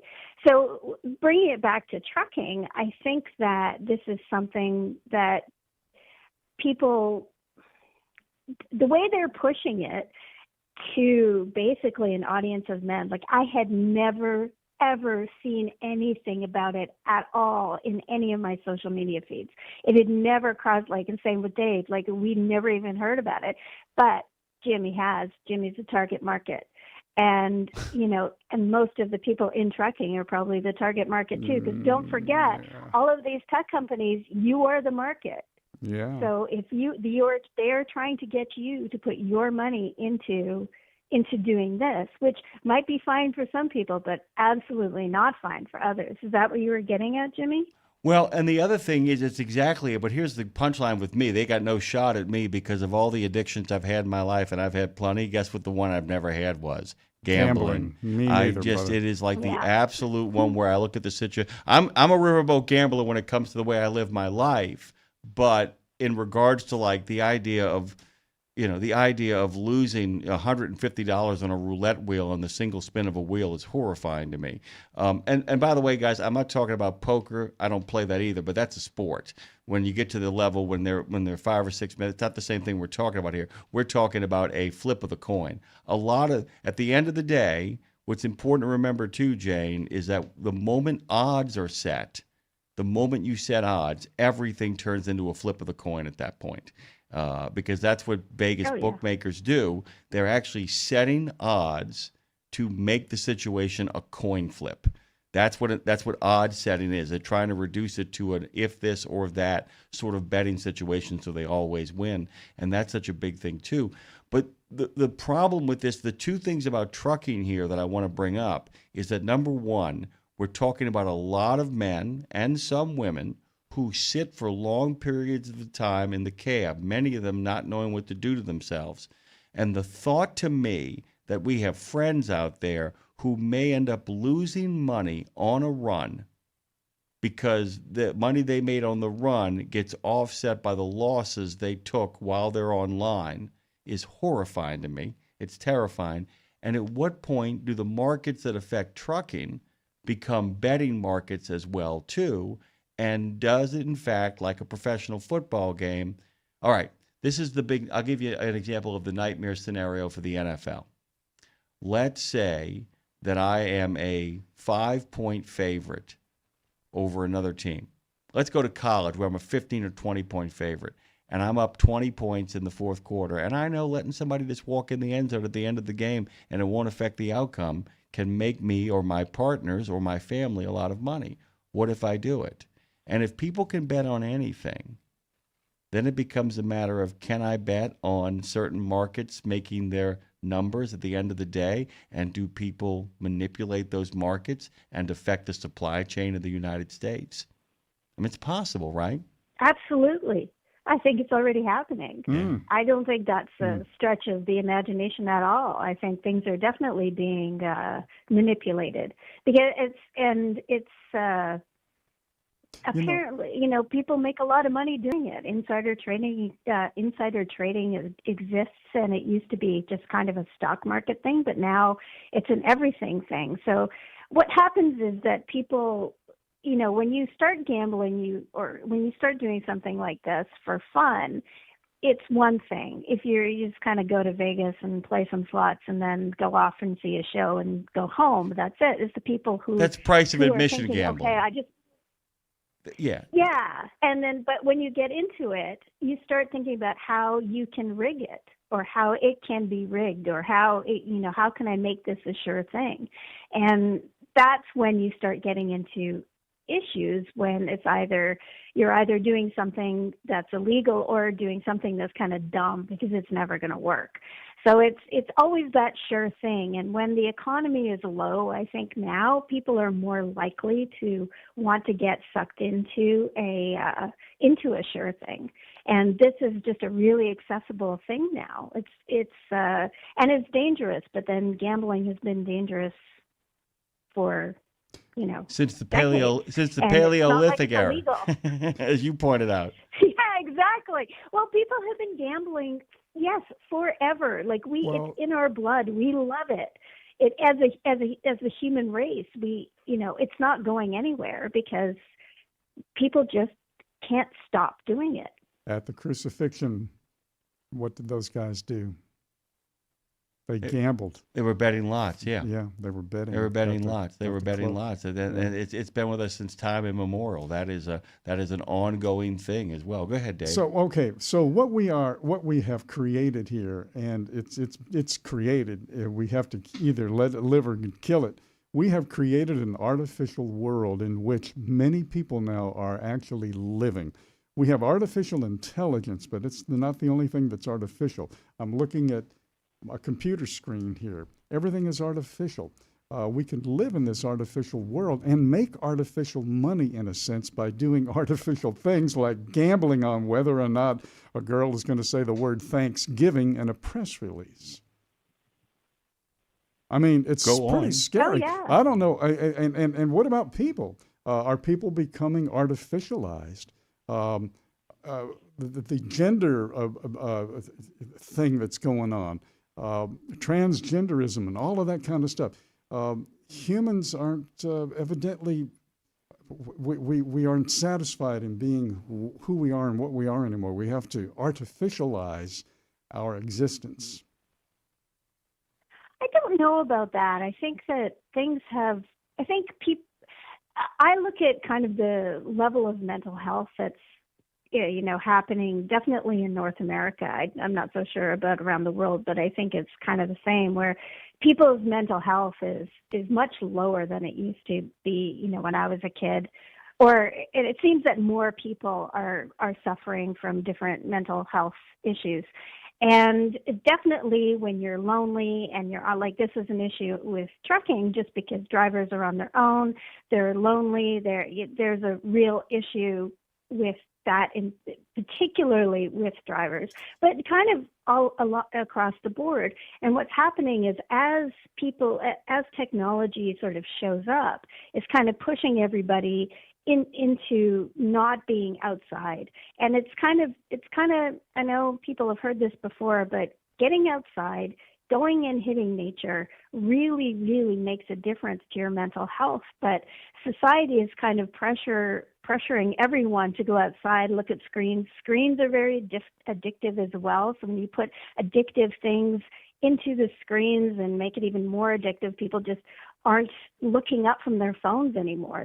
Everybody is just like sort of hunched over looking at something and not kind of just being outside and just as the kids say, touching grass. And I think that makes we're not being artificial. Well, we are, but it's not good for us. And I think that women in particular are kind of anti-AI because I think that they see, mostly being caregivers, they're looking at the health of everybody around them, and because they're probably going to be the ones who are going to have to do something about that health in one way or the other. And so they have not been, I read another story this weekend about how they're not as interested in or excited about AI as men are, because men are like, new frontier, I'm going to get this and do this. And that's how we've been socialized. And it's kind of interesting because I am very much on that side where I think it's too fast. It's too much. You're dumping things on people who don't know how to handle them, and it affects your mental health. A couple of things, by the way, lots of great stuff to unpack there. You made me think of also one of the great battles against addiction is simply the 4-letter word HALT: hungry, angry, lonely, tired. If you're hungry, eat. Mm-hmm. If you're angry, find a place to breathe. If you're lonely, go search out for a friend or some human contact. If you're tired, sleep. And I think so much of this that people forget about a dopamine rush, a gambling rush, is that it often satiates hunger. It often calms down somebody who's anger or channels it in a very improper way. It often makes people feel less lonely because they feel connected and outside of themselves. And it also, by giving them that dopamine spike, wakes them up a little bit in the same way that alcohol and drugs numb your central nervous system and make you feel more awake at the same time. It's a really, really great point. The other thing about touching grass that is so well said is that, Scott Galloway, who I was letting Dave and Dre listen to this morning, he actually is one of the few people that is talking to men in a non-toxic fashion about what their prospects are and where they should be headed. And one of the biggest problems is that this is dependent upon keeping people unsocialized. Because, if you're betting against people, they can play all the jujitsu they want, Jane, about the idea is we're mitigating conflict. No, you're not. Let me tell you somebody that's lost $5,000 in the blink of an eye has not had conflict mitigated. I can promise you that. And all of this seems designed.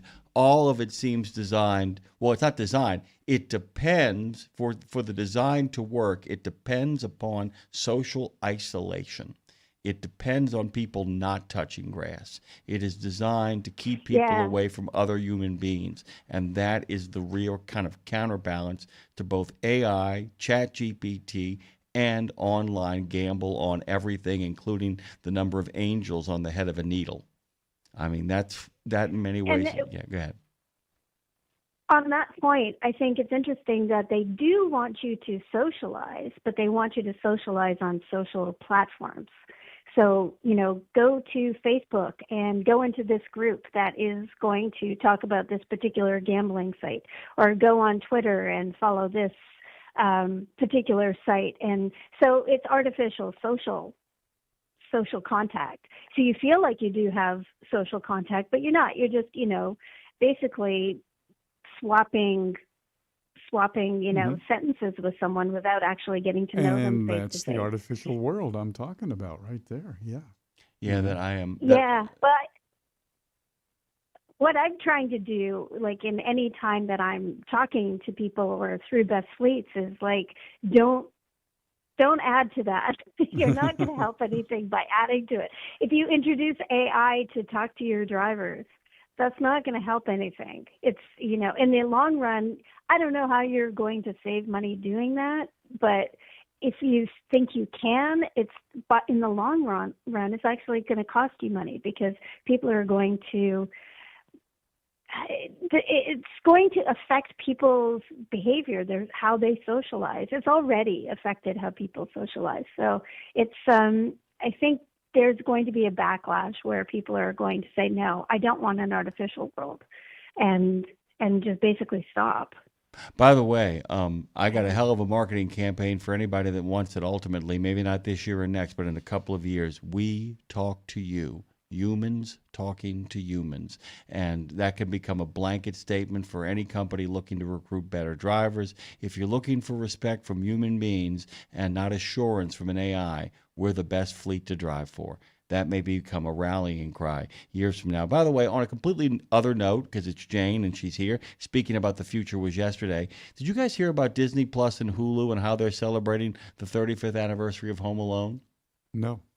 They have constructed the world's largest gingerbread house that has been built to resemble the McAllister home. And the Guinness Book of World's Record has confirmed that structure. It's 34 feet long, 58 feet wide, and 22 feet tall, is the world's largest gingerbread house. Which, by the way... Holy. Yeah, exactly. Say it. Holy... Whatever. The string. Okay. Blank. Yeah. It. By the way, it's on display in Hollywood. It's 7,350 pounds of flour, more than 6,600 eggs, and 20 gallons of edible glue, and 10 pounds of fondant. But by the way, you know what edible glue is called? Sugar. Just want to point this out to people, by the way. But good God Almighty, let me tell you right now, that home is open, and hope people will check that out in the real world. I have to say something, though. If that had been real, Jane, the criminals never would have left. They would have eaten the whole house alive. What are you doing for Christmas, Jane? I am staying home. I am alone? hanging out with my kids. And, no. In her gingerbread house. I won't be left anywhere. But I am going to actually, one of the things that we do every year is go to see there's a hotel near my house, and they have a gingerbread competition, gingerbread house competition, and they have and then you can go and vote for. You go and see all these different gingerbread houses, and then you vote for the one that you like, and you have to donate to charity to actually do the votes. So I'll be doing that because there's some really cool things that people can make with gingerbread. It is amazing. Oh, yeah. By the way, I'll show you pictures. Actually, I'll send you pictures. Remind me to tell you the story at a later date about how a gingerbread contest actually probably saved my life, but that's a whole longer story for a different day. The future was yesterday, but Christmas is coming up, and Jane Jezraoui has to get over to that. Thank you, my friend. Merry Christmas to you for everything. Merry Christmas. Merry Christmas to Jane. you as well. 25-foot tall house. Visitors are not allowed to eat it, by the way. Going to see her at Best Fleets to Drive for. Speaking of best fleets, the best guy of all time, Robert Braswell, coming up here. Special edition, The Braz for Tech Talk with TMC.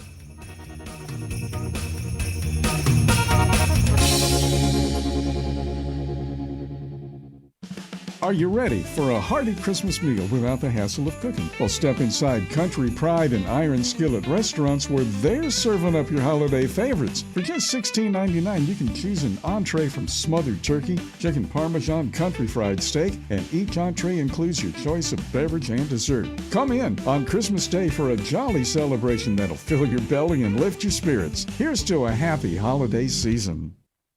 At Radio Nemo, we believe in finding your tribe, your people, your gang. But you can't find your gang unless you find yourself, and you can't find yourself unless you write, right? Lindsay Lawler's We Should Write is a podcast about the healing power of writing. It dives deep with creatives of all types to discover how putting a pen to paper helps them work their stuff out, and maybe gives you the permission slip to do the same thing. We Should Write. Live at noon in the center every Wednesday, and then everywhere you get your podcast. Go to RadioNemo.com and learn how to write yourself to healing, creativity, and clarity. Right? Buckle up, because we're merging back into traffic on Radio Nemo's Nemo Nation. The final half hour of this show is going to be a conversation between our good friend Dave Nemo and, of course, the Braz, Robert Braswell. It is Tech Talk with TMC, the special Christmas edition. I got to tell you, Robert, one of the things that has been amazing to me is with the new format. I was mentioning Jane's great adaptation to it, too. You have adapted to this in extraordinary fashion as well. It's not that it's a surprise because you've been the longest running segment on RadioNemo.com.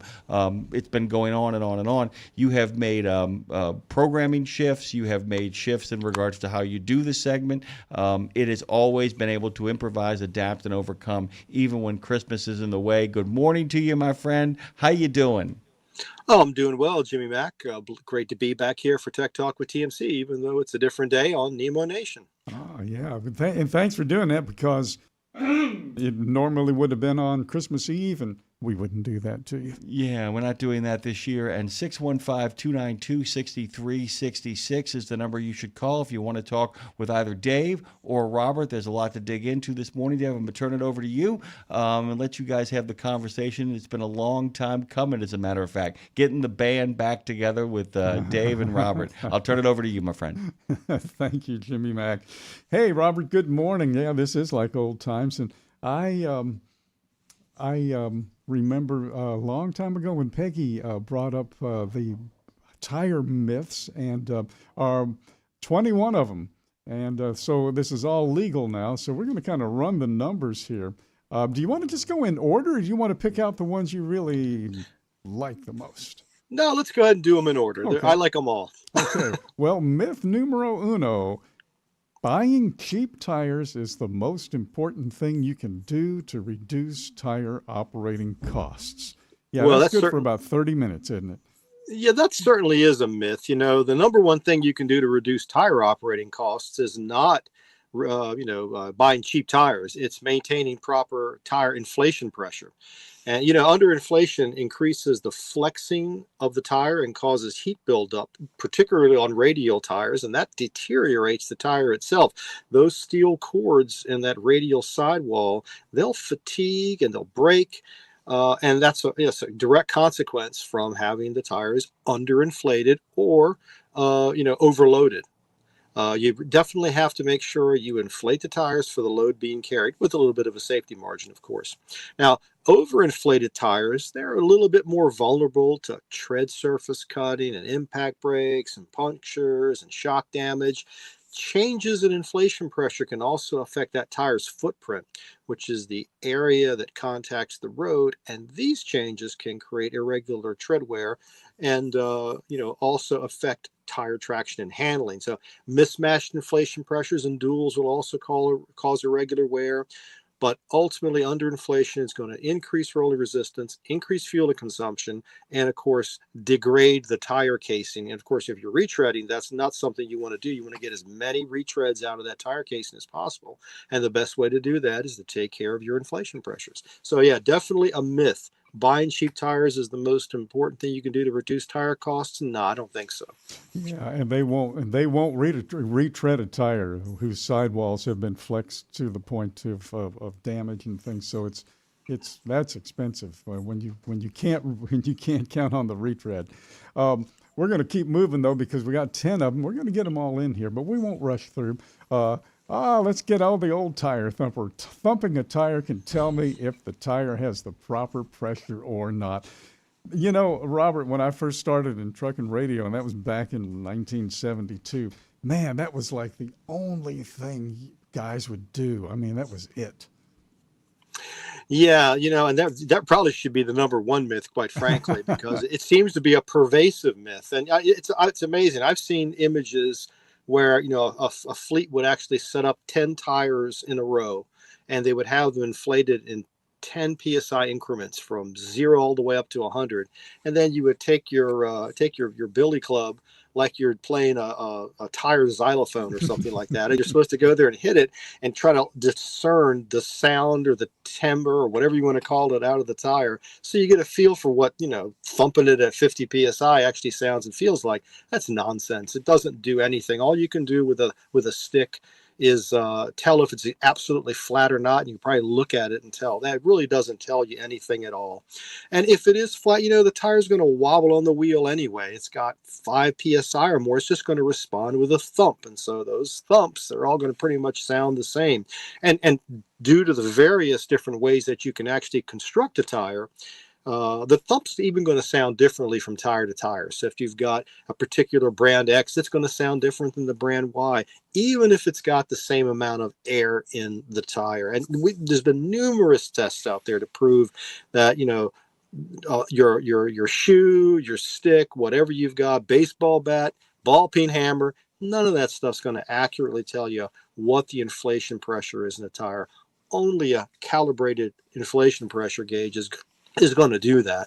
And we have recommended practices on that very topic.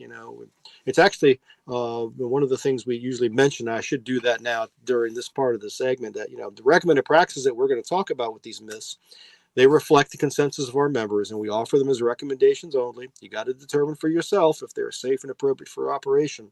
And remember, TMC doesn't endorse any product, person, or service. The opinions expressed in the show, those of the individual, and not necessarily the opinions of their company, nor TMC. But see, since I am with TMC, that's kind of a hard one to say. So I guess I am representing the opinions of TMC. In this what case, he said.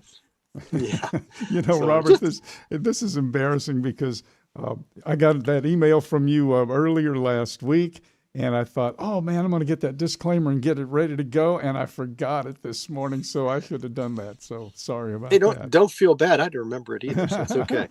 But anyway, just bottom line, don't thump the tires. Please use a proper calibrated tire gauge. You're going to go so much better. And now there's so many more tools at your disposal. Tire pressure monitoring systems. Some folks have automated tire inflation systems. There's really no reason not to know before you hit the road what the tire pressure is and all the tires on your unit.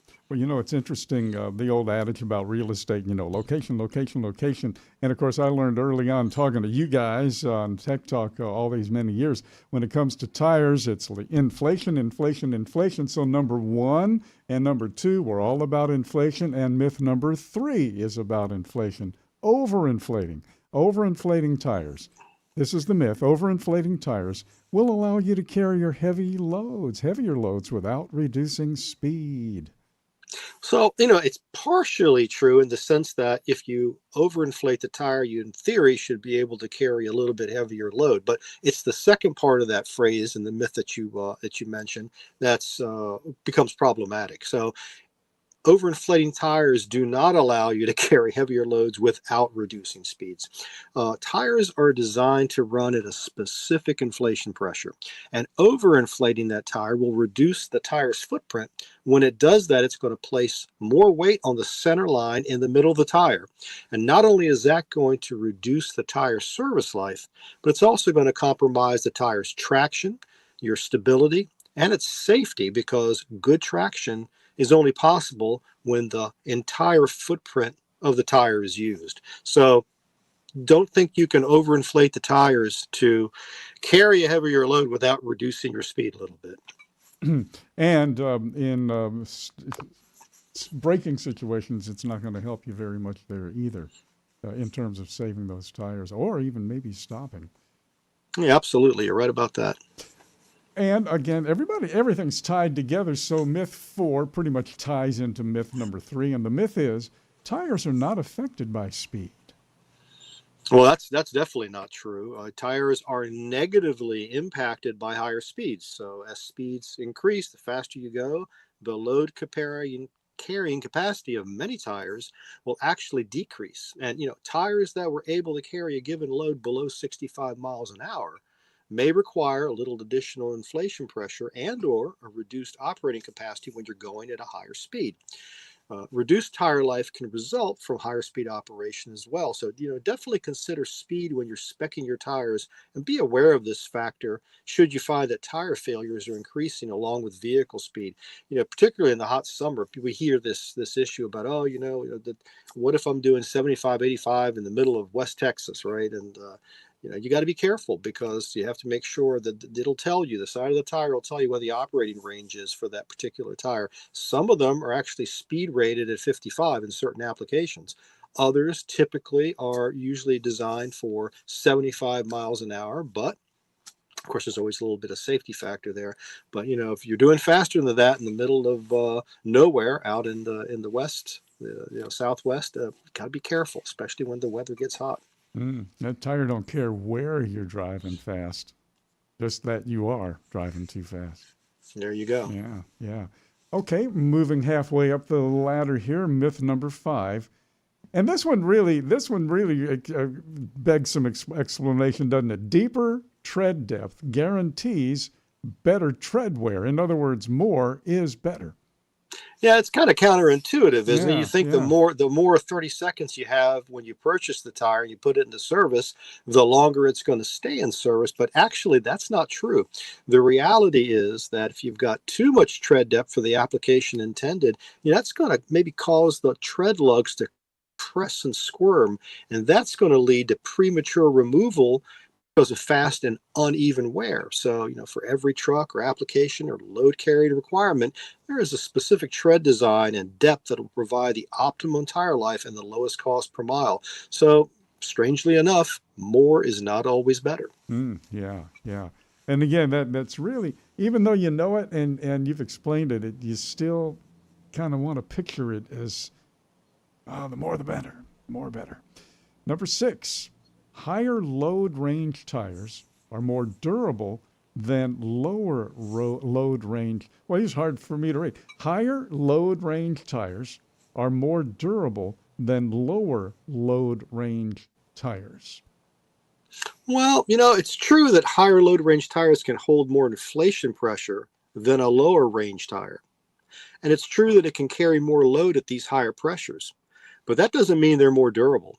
And it doesn't mean they're less susceptible to road hazards or punctures or cuts or abrasion or, panic stops that may lead to a skid, what we call a skid flat, or a skid wear pattern on the tire. So there's a number of things that can happen to that tire that don't necessarily apply to the fact that it's a higher load range tire. It may be just as vulnerable just because of road hazards and so forth. So I guess what you want to do there is to match the tire to the application, not put on a tire in terms of how it compares to another tire.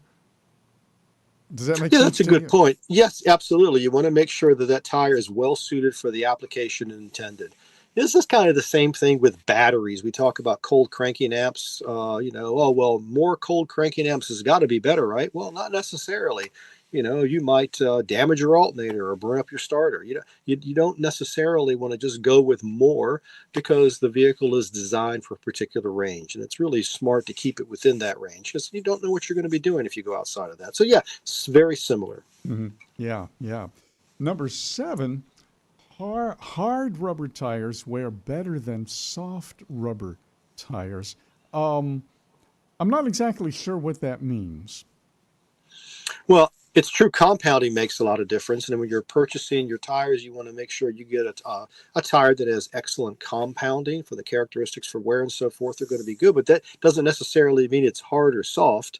That is a myth, a thumbnail test or other kind of a test where you try to puncture or feel the actual rubber in the tire. It's not going to tell you anything about the durability or tread or wear of the tire. Just sticking your fingernail into that rubber, you're not going to be able to tell. That's a little harder, so that's going to last longer. No, that's not going to tell you anything. The compounding's important, and the tier 1 tires are going to have better, more elaborate, more sophisticated compounding. They're probably going to wear better, but you're not going to be able to tell by just it's not like squeezing a melon in the store, right?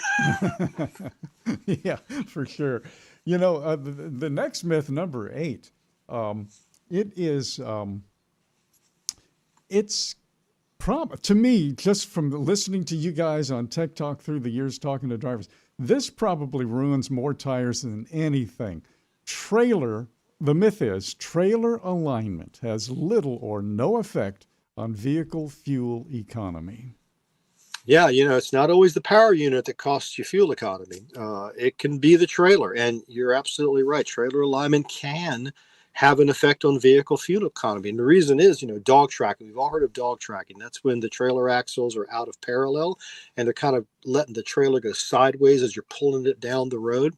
And when that's happening, the trailer is going to be traveling at an angle with respect to the tractor. You actually feel that vehicle wandering a bit, and you got to make those constant steering corrections. It's kind of like in an airplane correcting for yaw, and just to keep it straight ahead. So tires on a trailer with dogleg condition, they're being dragged a few feet sideways for every mile of operation. And that not only increases tire rolling resistance, it increases drag, and that's going to eat up fuel because the wind's going to be hitting the side of the trailer because it's not running right behind the trailer. It's funny. We have a session coming up at our annual meeting in Nashville.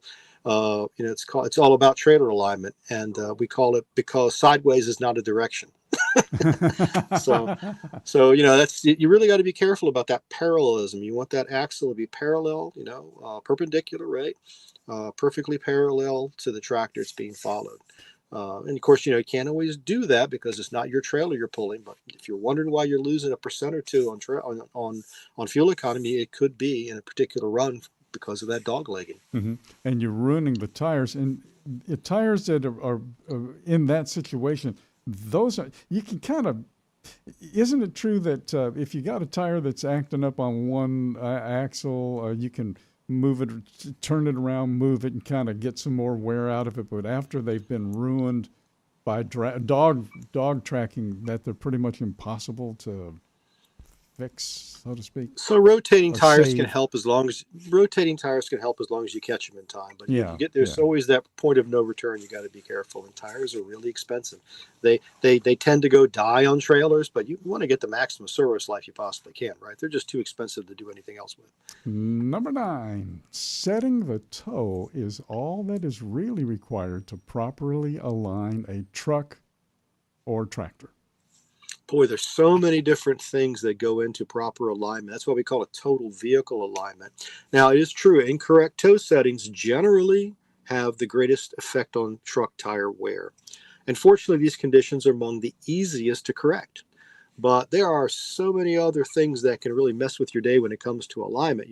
There's camber, there's caster, axle parallelism, and that's the second leading cause of irregular wear. All vehicle axles should be perpendicular to the frame and parallel to each other, so that all those wheels are going to track the front wheels, just like we talked about in the previous myth. Mm-hmm. And so proper vehicle alignment, that's going to help eliminate that irregular wear. You're going to get better tire mileage. You're going to make handling more predictable and driver control easier. And you're going to get a little bit better fuel economy too, for all the reasons we talked about just a minute ago. Trailer misalignment, that can affect the tire wear on the tractor too, so it's important to ensure proper tractor and trailer alignment. It's a system. It's total system. You got to think of it that way. Yeah. Boy, this is the one I love, because I could not believe when you guys were talking about what happens to these little guys when they get put in those tires. And the little guys I'm talking about are golf balls. Myth number 10, golf balls in tires help balance a tires. Boy, that's an old one, isn't it? It's an old one. Every once in a while, we still hear the people trying to do this trick. They'll put a golf ball in the tire to help balance. And what they're trying to do is they're trying to eliminate radial force variation, right? And there are products out there that will purport to balance tires from the inside by putting product in there. And that's not what we're talking about. We're talking about golf balls. And in fact, not only is it not going to help you balance that tire, it's actually going to destroy the tire from the inside, while they're rolling around inside your tire, those golf balls will compress into a cube pattern. Think about that. They're not exactly perfectly spherical. They have those little dimples in there. And when they're rolling around, they sort of get that cube structure just enough to think about what that does. The edge of a cube is sharp, and that's going to damage that tire inner liner, and it's going to ruin the tire from the inside. So, please don't keep the golf balls on the driving range. Don't put them in your tires. Don't do that. Goes from round to square, in your tire. I'd love. Do you have any photos of any of those things? I'd love to see a photo of one of those. I'll have to dig them out. Yeah, I think we do have some of those. Yeah, sure enough. Oh wow. Oh. Speaking of balancing, myth number 11: antifreeze is an acceptable balancing material. I thought everybody knew that one. Well, some of the origin of this myth, I guess, goes to the agricultural days when you had a farm tractor and you'd put antifreeze or methanol or something in the rear tires for ballast, right, to give it some weight so you don't get stuck in the field and so it operates better. But that really has nothing to do with over-the-road trucking. And, if you put 100% or straight or neat antifreeze, that's going to freeze. And when it does, it's going to cut that tire inner liner to shreds. And that's going to prevent the tire from holding air, and it's going to ruin it. And, the slick properties of antifreeze also make that tire unrepairable, as the repair patches won't stick to the liner when you try to make that repair. Unadulterated antifreeze, it's going to cause corrosion on top of that. It's going to ruin the wheels in which the tires mount. So please, just antifreeze goes in the cooling system, not in the tires when it comes to over-the-road trucking. Number 12 is vibrations are always caused by the tires or the wheels, but one of those two. Well, were if it only were that simple, that would make our troubleshooting ride complaints RP real short. But if it's not, it's a long one. It's multiple pages long, and that's because there's so many different components that'll contribute to this condition, such as your clutches, your transmissions, the drive shafts. These are all things that, in addition to tire and wheel irregularities, can cause this sort of a condition. Any kind of ride disturbance that can be eliminated by taking the truck out of gear at a road speed, it's probably engine or driveline related. So that's a way of keeping that separate. I remember talking about this years ago with Peggy Fisher on the show. Alligators, the road gators, myth number 13. Those gators, all that rubber on the road, that is all from retreads. It's really got nothing to do with retreads. I mean, this is another big myth out there. And every once in a while we hear about this. Politicians will get calls from their constituents saying, "What are you going to do about all the rubber on the side of the road? It's those darn retreads." Well, it's not that. They're just concluding that the quote unquote glue must have come undone to throw the retread off of the casing. But that's not the case. And in our studies of tire debris, we've shown that a third of the rubber debris on the highway is from original tires. And after you examine the truck tire debris, we find that almost 90% of the tires fail because of a lack of proper inflation pressure. So, did you know that when you overload your tires or run them underinflated, you're a candidate to throw a retread because of something called the zipper condition? It's going to heat up, as we talked about, heat up that casing. In certain cases, if it's severe, that casing can unzip, the tread can unzip from the casing, and that's where this actually comes from.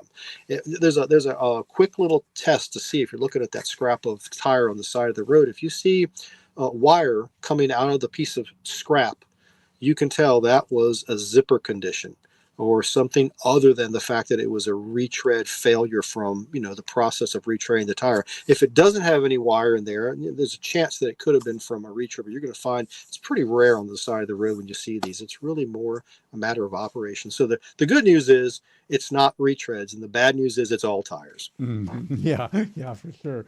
And we're going to stay with retreads here for a couple more. Number 14.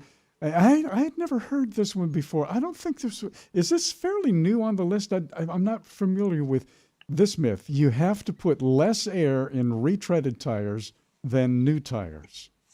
I don't know where this comes from, but we do hear it. And people sometimes think if it's a retreaded tire, for whatever reason, it doesn't need as much air. And the only difference between a retreaded tire and a new tire is that a new tread has been cured to an older casing. That casing is the same as a new tire casing. And it's the air that carries the load, not the tire. So that same amount of air that was needed when the tire was new is still needed to carry the load when the tire is retreaded. So wherever that's coming from, it's wrong. And number 15, this is, I guess this is, considered to be just common knowledge out there. Uncommon knowledge or a wrong knowledge. Retreads wear faster than original tires. That myth has been definitely busted, hasn't it? Yeah, pretty much so. And I think if anybody continues to, pursue this myth, I think it's because they just don't want to have retreaded tires and they use it as an argument against it. The retreads that are spec'd for the right application and sourced from a reputable dealer, they can wear just as long as original tires, provided they're properly maintained. So make sure the tread depth being compared on the retreaded tire is the same as the original, because the miles of 30-second tread wear is usually the same. So as long as you're putting a like for like or close, equivalent in terms of how many 30 seconds you had to start with from the new tire versus the retread, it should wear just about the same. Robert, this number 16 is one I learned the hard way. Valve cores are the airtight seals on the valve stem assembly. The Rodney Dangerfield of tires is the valve core, especially the valve cap, right? That valve cap is the final seal for the valve stem. You need to have it on there. It prevents, the valve core itself with the Schrader valve, it prevents air from escaping out of the valve stem, but that's not always airtight. And it's especially susceptible to dirt and ice blockage, especially in the wintertime when you have these issues. The grime gets in there, and it can keep that valve core open. And so if you have a tight metal valve cap with a gasket, that's going to make that final seal on the valve stem. It's going to protect the valve core. It's going to prevent air from leaking out. And that's why it's very important that all tire valve stems on trucks have metal and not plastic caps. And if you want to take a step even further, use flow-through caps, because those are also going to make your pressure checks easier. Ah, yes. Okay, number 17. Hey, if a little torque on the lug nuts is good to keep the wheels on the vehicle, a lot of torque is better. Yeah, our friend Dave Walters has been on the show many, many times. He'll tell you that that's completely wrong. It doesn't matter if it's hub piled or stud piled systems, or most of them now are all hub piled. You're supposed to be torqued in a certain range, and that's typically 450 to 500 foot-pounds. The studs in the system works like a spring, and when that stud is correctly installed in the hub and that nut is tightened on the stud, it's going to stretch a little bit like a spring and put it into tension. And that guarantees proper clamping force, and that's what holds the wheels on. So if you apply too much torque, you're going to stretch that stud too far, and just like a spring that stretches beyond its original point of restoration, it's not going to spring back to the original position. So that stud's going to eventually fail and not hold that wheel on any longer. So no, please don't over torque. Well, speaking of wheels, myth number 18, steel wheels are stronger than aluminum wheels. And that's not so either. Steel wheels, aluminum wheels, they're both designed for specific load and inflation ratings, and they perform equally well. And number 19, but we're squeezing them in here. Tire selection for free rolling positions like trailer axles has little impact on fuel economy. Each tire position accounts for a portion of the fuel that's consumed in rolling resistance of the total vehicle. So on a complete tractor-trailer combination, steer tires are contributing about 15 to 20% of the fuel economy. Okay, and we are going to talk about inflation again. Over inflating tires will increase fuel economy. That's not an effective way to save fuel, since this is going to negatively affect handling, stopping distance, and tread wear and performance. So it outweighs any kind of gains you're going to get on fuel economy. Myth number 20. Hey, pass me the ether. I'm about to mount a tire. Using ether to mount Don't use. Look, you see this on YouTube all the time. Don't use flammable substances to reinflate the tire. It looks cool on YouTube. Dangerous practice. Don't do it. I'll leave it at that. Well, speaking of fire, we have burned up our time. Robert, I hope you have a wonderful Christmas with your family. You have a home Christmas this year? Yeah, going to stay home. Kids, wife, 2 dogs. Make it a close home Christmas. Ah, fantastic. Well, it's been a wonderful year with you. A wonderful over 1,000 shows, and looking forward to seeing you next year. And we'll see you next week on the 29th. We're going to be back here on Nemo Nation for new recommended practices from TMC. Gotcha. 10:30 Eastern, 9:30 Central. Fantastic. Well, that's going to wrap up things here on Nemo Nation. Jimmy Mack, Andre Thibodeau, yours truly, Dave Nemo. Thank you so much for being with us. Thanks for your support. Tell your friends about us so they can find us, and we'll be here. Thank you, Dave.